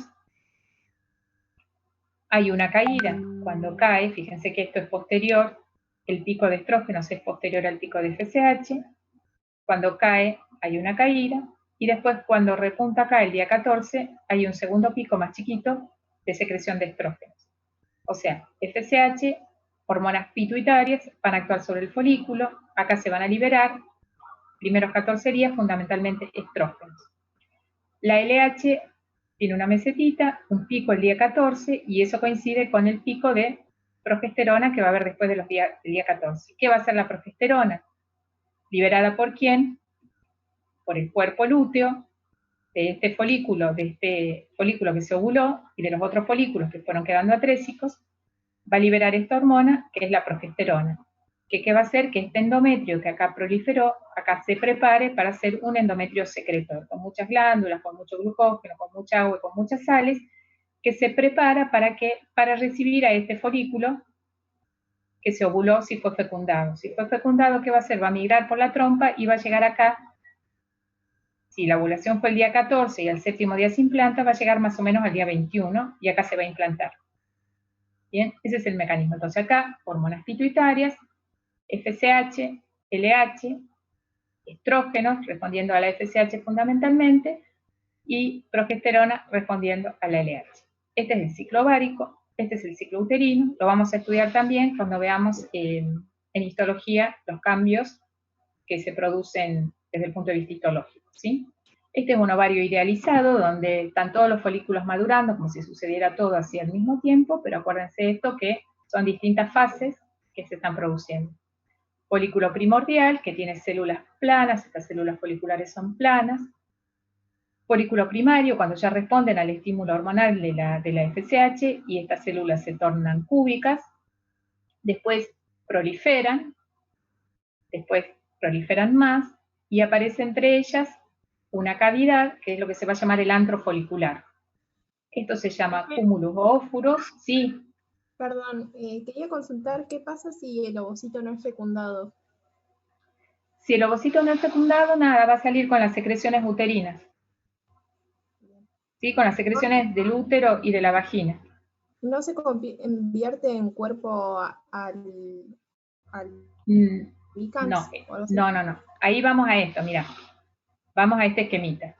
Supongamos, normalmente el ovocito va a salir, ¿sí? Este es el ovocito en la ovulación. Todo lo que queda acá se transforma en cuerpo lúteo, que es el que secreta progesterona, ¿sí? Que es el que va a secretar esta progesterona que está acá. La va a secretar este cuerpo lúteo. Acá siempre se va a producir la ovulación, idealmente siempre hay ovulación, ¿sí? Este ovocito sale hacia la cavidad peritoneal, lo toma la trompa, y si es fecundado, empezará la segmentación, ¿sí? Si no es fecundado, va a salir con las secreciones del útero y las secreciones vaginales, no nos vamos a enterar. Y lo que queda acá, que son las células foliculares, y la que no les había mencionado todavía, que son las células de la teca, esas células van a formar primero el cuerpo lúteo, que secreta la progesterona, que va a actuar sobre el endometrio, porque acá actúa por las dudas, digamos, no sabe si va a haber fecundación o no, siempre hay progesterona. Estamos hablando de un ciclo normal, ¿sí? Y lo mismo los otros folículos que se fueron quedando, que no llegaron a ser el mejor ovocito en teoría, los otros que se fueron quedando también van a transformarse en pequeños secretores de progesterona. Si hay fecundación, este cuerpo lúteo se hace más grande y va a funcionar secretando progesterona durante más o menos 12 semanas. Si no hay fecundación, esto pierde la vascularización, porque se produce la caída acá acá sube la progesterona, cae la progesterona, va a caer la LH, entonces pierde el estímulo que tenía para desarrollarse y se va a transformar en un cuerpo cicatrizal, que eso es lo que es el cuerpo albicans. Por eso en un ovario de mujer madura o de un animal maduro se ven muchas cicatrices que son los cuerpos albicans. Pero en cada ciclo se supone que el ovocito sale. Y esto ayuda, la progesterona que secretan estos cuerpos lúteos, ayudan a preparar el endometrio por si hay implantación. ¿Me seguís? ¿Te contesté bien? ¿Sí? Sí. Seguro.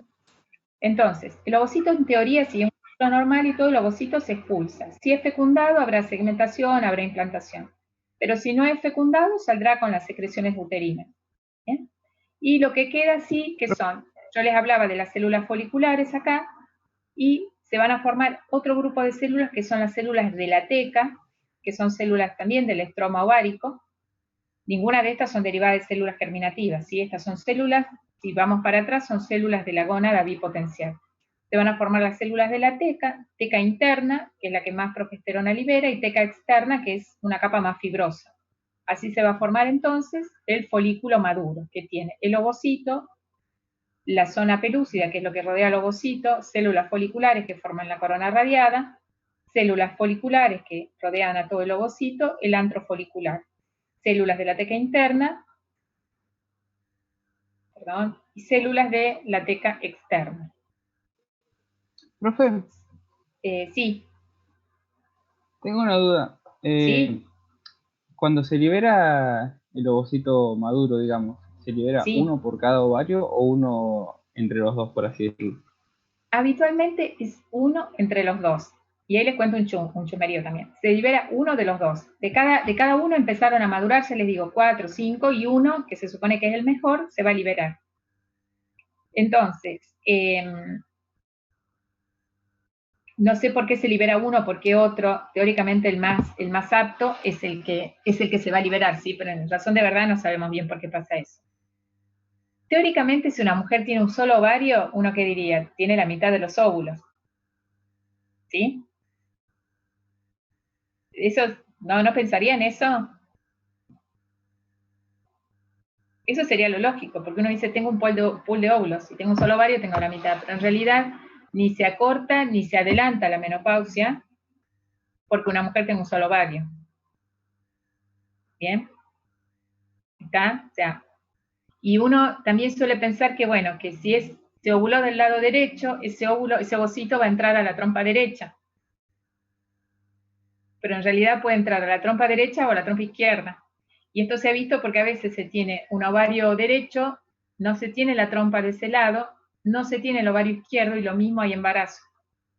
Porque aparentemente cae a la cavidad peritoneal y hay o sea, no se mueve por nada, ¿sí? Hay como mecanismos quimiotácticos que hacen que la trompa lo atraiga. Y entonces entra en la trompa que está permeable. Hay muchas cosas que no sabemos de esto, ¿sí? ¿Por qué es un ovario? ¿Por qué no es otro? Y puede haber en un ciclo excepcional o cuando hay antecedentes familiares que tampoco sabemos cómo es este tema, puede ser que se ovule 2 veces y que se tenga mellizos disigóticos. Que se han fecundado los dos ovocitos y que tengamos mellizos disigóticos. Eso puede suceder también, ¿sí? No es lo frecuente, pero puede pasar. Y hay familias donde tienen montones de mellizos disigóticos. Gracias, profe. No, mira, este es un resumencito, ¿sí? Otra vez el mismo resumencito que les mostraba antes, como para que repasemos qué es lo que pasa en el periodo fetal, después del nacimiento, antes del nacimiento, después del nacimiento, en la pubertad, el folículo terciario, el óvulo que se ovuló y el óvulo fertilizado, ¿sí? Este sería un ciclo completo. Ah, perdón, bueno, todavía no vimos fecundación, pero bueno. Cuando entramos en este folículo, ¿qué es lo que vamos a hacer? Vamos a completar la primera división meiótica y se va a quedar detenido ahí en la segunda división meiótica en metafase 2. Metafase la va a completar sí, solo sí, es fecundado y ahí se elimina el segundo cuerpo polar. A diferencia de lo que sucede en el hombre también, el hombre de una célula de una espermatogonía B tiene 4 espermatozoides. acá desde una ovogonia vamos a tener un óvulo, si es que tenemos, ¿sí? O sea, el ovocito es como una célula muy feminista, pero es como una célula muy preciosa. Todo el citoplasma del ovocito va a ser el citoplasma del cigoto. Fíjense que el espermatozoide va a aportar el núcleo, pero todo lo que hay en el citoplasma, factores de transcripción y todo, son de origen materno. Las mitocondrias son las mitocondrias que tiene el ovocito. El espermatozoide va a aportar el centríolo. Entonces, la preparación de ese citoplasma es una preparación preciosa, ¿sí? Lleva mucha energía, lleva muchas señales y muchas cosas que no conocemos todavía. Bueno, acá esta es una microscopía electrónica de barrido. Ahora, cuando hablábamos de microscopía esta semana, les comentaba que, bueno, esto no es de mucho aumento, esto se puede ver en una lupa. Lo que da idea a la microscopía electrónica de barrido es de las superficies. Fíjense, estas son las células foliculares, este es el antro folicular, estas son las células de la granulosa, que son las que rodean al ovocito. Acá está la zona pelúcida, que es la que rodea la membrana del ovocito. Y este conjunto es lo que se llama cumulus óvulos o disco prolígero. Esta es la teca interna y esta es la teca externa. Esta es la superficie esta sería la superficie del ovocito. Fíjense acá cómo sale con las células foliculares, como que estalla, realmente se interpreta como es un proceso inflamatorio, como que es un estallido. Acá tienen bueno, esta se me cortó la imagen cuando pero bueno, acá la idea era mostrarles la metafase 2, en la cual está el ovocito. Entonces se ha comparado, le decía, la ovulación con un proceso inflamatorio que va a depender de la presencia de prostaglandinas y de histaminas, que se produce justo cuando está ese pico que les mostraba hace un rato de FSH DLH y FSH. Hay un aumento de la vascularización, el ovocito se desplaza hacia la superficie del ovario, protruye, el tejido circundante se afina y se forma como un estigma, y hay como una contracción de esa teca fibrosa que les mencionaba que era la teca externa, que aumenta la presión y se produce la ovulación. Bueno, esto es para recordarles un poquito la anatomía. Esta es la ampolla uterina, la trompa, y acá está la cavidad. Acá se produciría teóricamente la fecundación. Esta trompa tiene un efecto quimiotáctico que hace, porque fíjense que cómo es esto, que nunca se termina de explicar bien, pero los espermatozoides fisiológicamente son depositados acá, y de acá van a viajar por movimientos peristálticos, uterinos, todo eso lo leemos, el movimiento de las cilias, viaja acá hasta la trompa. Pero el milagro es que cuando se produce la fecundación ya no es este el sentido del peristaltismo, sino que es el sentido contrario, porque ascienden los espermatozoides, se produce la fecundación, y de acá tiene que migrar hasta implantarse, ¿bien? Pero bueno, vuelvo a decirle, hay muchas cosas que no conocemos. Entonces, acá se aspira, esta trompa se mueve, es capaz de buscar el ovocito, lo toma, lo aspira, y acá se produce la fecundación. Si no hay fecundación, sigue su trayecto y saldrá con las secreciones. Y ojo, muchas veces cuando hay fecundación, y es un embrión que está severamente alterado, o está alterado el endometrio, no hay implantación. No es lo mismo fecundación que embarazo. De hecho, la mayor parte de los óvulos que son fecundados ni siquiera llegan a implantarse.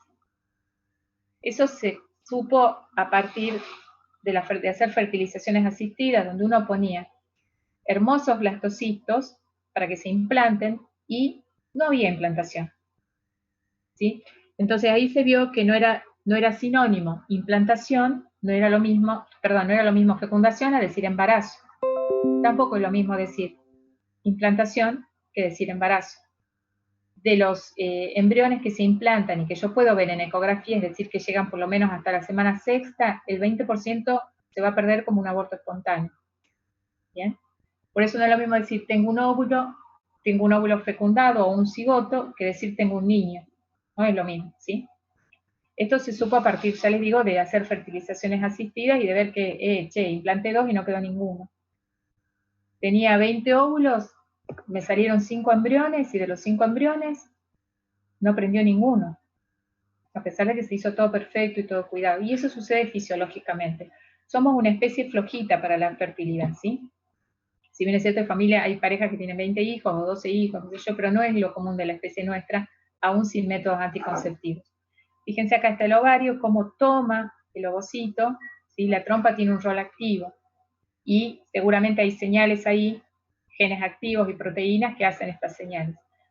Acá otra vez van a ver que esto le pongo muchas veces porque este esquemita de cómo funciona la FSH, la LH, los estrógenos, la progesterona, lo tienen que recontra saber, ¿sí? Lo aprenden ahora en embriología, les sirve para histología, les sirve para fisiología, farmacología, ginecología, para todo, apréndanlo una vez de una, ¿bien? Más esquemas, miren, fíjense cómo les marco acá de todas maneras. El día 0 para calcular la fecha de embarazo por fecha de última menstruación, por ecografía, es el día de la última menstruación, es decir, el primer día de la menstruación. Nosotros en embriología, cuando hablamos de semana de desarrollo, hablamos desde el día de la ovulación. Por eso, cuando nosotros decimos cuarta semana, le tenemos que sumar 2 semanas para saber la cuarta semana, cuántas semanas corresponde cuando uno ve un embrioncito o un feto en la ecografía, ¿sí? Acá también tienen un resumen, fíjense cómo el cuerpo lúteo se forma con las células que quedan después que se produjo la ovulación. Las células que quedan forman el cuerpo lúteo.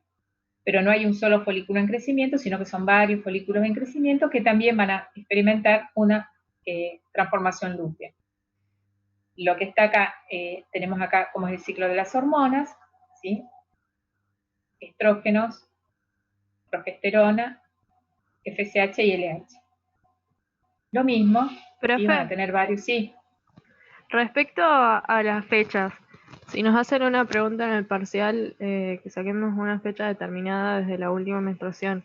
Sí. Agarramos la última menstruación y le sumamos esas 2 semanas que hizo usted, ¿o cómo es? No, a la que le tenés que sumar es a la edad de desarrollo por embriología. Si yo te digo, es un embrión de cuarta semana, es decir, cuarta semana, ¿desde dónde están contando? ¿Cuál es el 0? El día de la ovulación, que es el día de la fecundación. Sí. Y yo te digo cuántas semanas ecográficas corresponden, le vas a sumar estas 2 semanas. Bien. ¿Sí? Entonces, 4 semanas de desarrollo corresponden a 6 semanas por fecha de última menstruación. Si te digo al revés, te digo, mira, tengo 6 semanas por FUM, ¿qué le está pasando ahora? 6 semanas por FUM, yo veo el saquito en la ecografía. ¿En qué estadio de desarrollo está el embrión? Y voy a decir, a ver, si son 6 semanas por FUM, le voy a quitar 2 semanas, porque en realidad no se embarazó el día de la última menstruación, se embarazó 2 semanas. Entonces voy a tener 4 semanas, y entonces les voy a poder decir, mira, tenés 4 semanas de desarrollo, ¿qué está pasando acá? Se está formando el sistema nervioso, estoy formando somitas. Es un periodo muy crítico. Pero fíjense cómo es sabia la naturaleza, que el día 28, y esto también, esto es súper importante para no cometer errores, el día 28, ¿sí? Estas 2 semanas de desarrollo, la mujer no sabe que está embarazada, se entera cuando, el día 28 cuando le falta la menstruación, ahí empieza a sospechar. Entonces, lo que sea que haya hecho estas 2 semanas, entra dentro de lo que llamamos la ley del todo o nada. O se detiene el desarrollo del embrión, o continúa sin problemas. Estas 2 semanas que la mujer no sabe que está embarazada, si tomó alcohol, si se hizo 2 radiografías, o sea, lo que sea que haya hecho acá, no tiene influencia, ¿sí?, en generar malformaciones congénitas. Si hubo daño y el daño fue grande, va a haber un aborto espontáneo. Si hubo daño y se corrigió, no hay problema, sigue el embarazo, ¿sí? Recién uno entra a sospechar y se empieza a cuidar hasta de todo cuando está con un atraso y dice, che, ¿no estará embarazada? ¿Bien? Entonces, eso es un mecanismo que, bueno, que lo tenemos que tener en cuenta como médicos. Todo lo que se haya hecho antes de la falta no va a provocar malformaciones congénitas. O se detiene el embarazo o continúa sin problemas, ¿sí? Eso está en todos los libros, le llaman como la ley del todo o nada. El mismo esquema, ¿sí? Lo van a ver varias veces. Acá, bueno, fecundación, vemos que acá, y todo esto se va hasta mientras va migrando, por eso le llamamos segmentación. Estadio de 2 células, de 4 células, de 8 células. En la especie humana no son sincrónicas, hay una blastómera, estas celulitas se llaman blastómera, hay una blastómera que se divide primero y hay otra blastómera que se divide después. Cuando tiene forma de mora se llama mórula, y acá, como decía hace un rato un compañero, todas las celulitas son totipotenciales. Por eso estos embriones son muy codiciados, entre comillas, para hacer experimentos con células madres, porque estas son las células madres por excelencia. Y acá, un poquito más adelante, esta misma mórula, cuando se compacte, las células de afuera van a ser las células del macizo celular externo, que van a tener uniones estrechas, que se van a parecer a células epiteliales, y las células internas, que son macizo celular interno. Las células del macizo celular interno van a dar embrión, las células del macizo celular externo van a dar embrión membranas placentarias, ¿sí?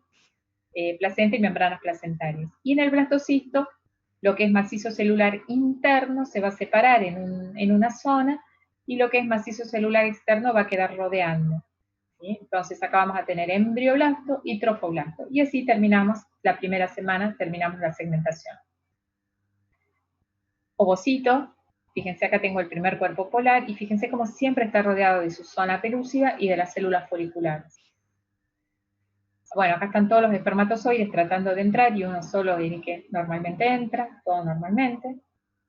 Estas son las fases, ¿sí? Que tenemos la aproximación, la reacción acrosómica, la penetración de la zona pelúcida, la fusión de las membranas. Ya cuando toman contacto, acá se activa el ovocito, termina su metafase, elimina el segundo cuerpo polar, yo les digo, se empieza a poner elegante y bonito, no deja entrar a otro espermatozoide, primero hay un proceso de despolarización de la membrana, pero después acá hay unos gránulos corticales, que lo que van a hacer es, cuando toca acá, hay un eflujo de calcio, ese calcio que va a hacer que esos gránulos corticales hagan un fenómeno de exocitosis, se van a liberar enzimas, que lo que hacen es destruir los receptores para que no se pegue ningún otro espermatozoide más. Acá esa puede ser... ¿Perdón? ¿Esa puede ser que sea la reacción cortical?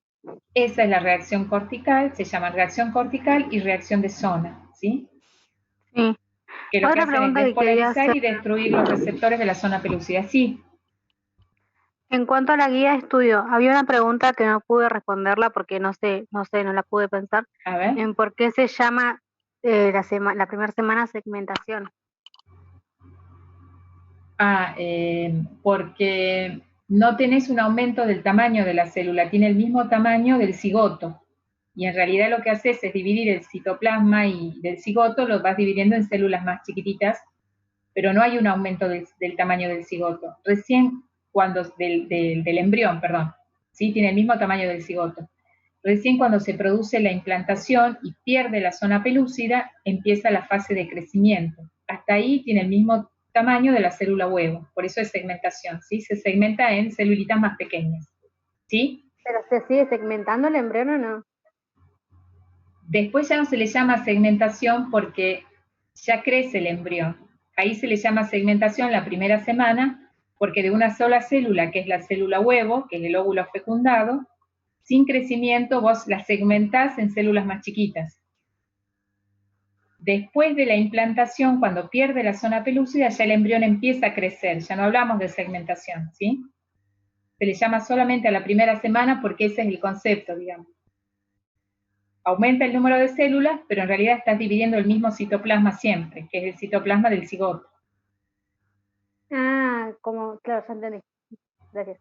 Después ya hace más grande el embrión, vas a tener más células, pero es un embrión más grande. Claro, o sea, es la misma célula principal, pero a través de mitosis agrandás las células. Exactamente, después ya le empezás a dividir, tenés más células, ¿sí? Sí, hasta ahí tenés más células, pero tenés la misma cantidad de citoplasma siempre, por eso el nombre de segmentación. Bueno, distintos esquemas de lo mismo. Acá, esto es lo que les quería mostrar, así se ve, esto se ve con una lupa de 5 por. Fíjense, acá están los dos pronúcleos, no sabemos cuál es en la especie humana, en animales se puede distinguir cuál es el pronúcleo masculino y femenino, y acá tienen los dos cuerpos polares. Esta es la zona pelúcida, y estas son las células de la granulosa. Todo esto es lo que conformaba el disco prolígero.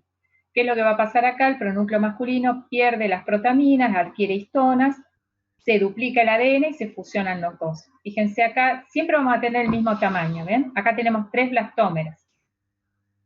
Son celulitas muy transparentes. Acá tenemos una mórula. Siempre es el mismo tamaño. Fíjense que las células son cada vez más pequeñas, pero todo el embrión tiene el mismo tamaño, y esto es zona pelúcida. Esta es una mórula. Esta es una mórula compactada, donde las células externas empiezan no protruyen, sino que empiezan a aplanarse. Acá está cuando llega y se empieza a implantar. ¿Bien? Bueno, esto es de un procedimiento in vitro. Fíjense, acá está la célula huevo, ¿sí? Fíjense que no hay aumento de tamaño hasta que va a perder la zona pelúcida y se va a implantar prácticamente el mismo tamaño, nada más que esta es una célula gigante y estas ya son cada vez células más pequeñitas. 2 pronúcleos, 2 blastómeras, 4 blastómeras, 6 blastómeras, una mórula compactada, acá tenemos el blastocisto. Este es el blastocisto en este estadio, que es el que se hace in vitro hasta acá, y acá es donde se produce la transferencia. Ahora, de los óvulos, de los embriones que presentan, van quedando pocos, ¿sí? Esto es lo que se hacía antes en la mórula, se sacaba una célula y a partir de la célula se podía hacer el estudio genético de la mórula para ver cuántos cromosomas tenía. Hoy en día esto ya no se hace así, se hace directamente del blastocisto, de esto, ¿sí? Para no tocar el embrión, y con una pipetita láser. Y lo que se está haciendo ahora ya es ni siquiera tocando el embrión, sino del ADN que se libera en el medio de cultivo donde está este embrión, se pueden empezar a hacer los estudios genéticos. ¿Sí? Esto es el ICSI, sí, esto está medio dado vuelta, esto es el ICSI, que es cuando se inyecta el núcleo del espermatozoide dentro del ovocito, con una pipetita especial. Bueno, acá hablábamos de la implantación. Bueno, y este también es un proceso muy complejo. No le vamos a tomar todo esto, ¿sí? Esto es a título informativo para que tengan conciencia de que es un fenómeno muy complejo. Por lo que decía que no todo óvulo fecundado es un bebé, ni todo blastocisto es un bebé. Cualquiera de estos mecanismos falla. Primero tiene que haber un acercamiento a las células del endometrio, se tienen que reconocer, hay moléculas de adhesión, hay caderinas también que las estudiamos antes que entran en relación acá, hay galactinas, hay distintos hidratos de carbono que hacen que se puedan reconocer y una vez que se reconocen, se aceptan, se adhieren, recién entonces se inicia la penetración, ¿sí? Este es otro esquemita, se atraen, se tocan, se reconocen y se produce la penetración. Otros también acá, y acá hay una infinidad de moléculas que no le pido que se las acomoden ni nada, ¿sí? Que se las aprendan, perdón, ni nada, pero sepan que existe, que es muy complejo y que se estudia un montón porque hay parejas que tienen abortos a repetición y no se llega a conocer cuál es la causa, ¿sí? Entonces se piensa que la clave está en estas moléculas que están acá, que podría haber alguna alteración. Hay cosas que sabemos, que si el embrión tiene alteración de cromosomas, lo más probable es que no se implante, que aumenta la chance de tener alteración cromosómica si alguno de los dos tiene alteraciones cromosómicas, el padre o la madre, pero también puede haber alteraciones acá de estas moléculas que de algún modo condiciona que alguno de estos pasos no se cumpla correctamente. Si hay implantación, o sea, si esto se produce, inmediatamente el sincitio trofoblasto empieza a liberar gonadotrofina coriónica, que es la que da positiva cuando uno se hace el estudio de EVA-test, ¿sí? El de la tirita. A veces se llega a detectar en un EVA-test positivo y después cuando se va a hacer la ecografía no aparece nada. Son los que se llaman embarazos químicos, o sea, son embriones que empezaron a implantarse, pero que después se desprendieron, ¿sí? Bueno, se estima que el 75% entonces de los embriones que se fecundan se pierden espontáneamente y solo el 25% continuará su desarrollo. Por eso les digo, no es lo mismo fecundación, huevo fecundado que bebé. Solo el 25% continuará su desarrollo. Muchas de estas pérdidas son inaparentes. De las gestas que se logran ver en ecografía, el 15 al 25% se van a perder. O sea, ya cuando uno la ve en ecografía semana 10 con latido y todo, el 15 al 20 se va a perder. Y cuando hace uno hace el estudio genético ahí, vemos que el 75% tiene anomalías cromosómicas. Bueno, acá tienen otros datos, ¿sí? Como para que los lean. Esto no se les va a pedir, vuelvo a decirles, pero sí hace a la cultura general de ustedes que cuando un amigo, un hermano le diga, mira, tuve pérdida de embarazo, sepan que esto es algo que puede suceder y que esto es fisiológico. Bueno, por razones de tiempo paramos acá y seguimos antes que me echen y que ustedes se colapsen,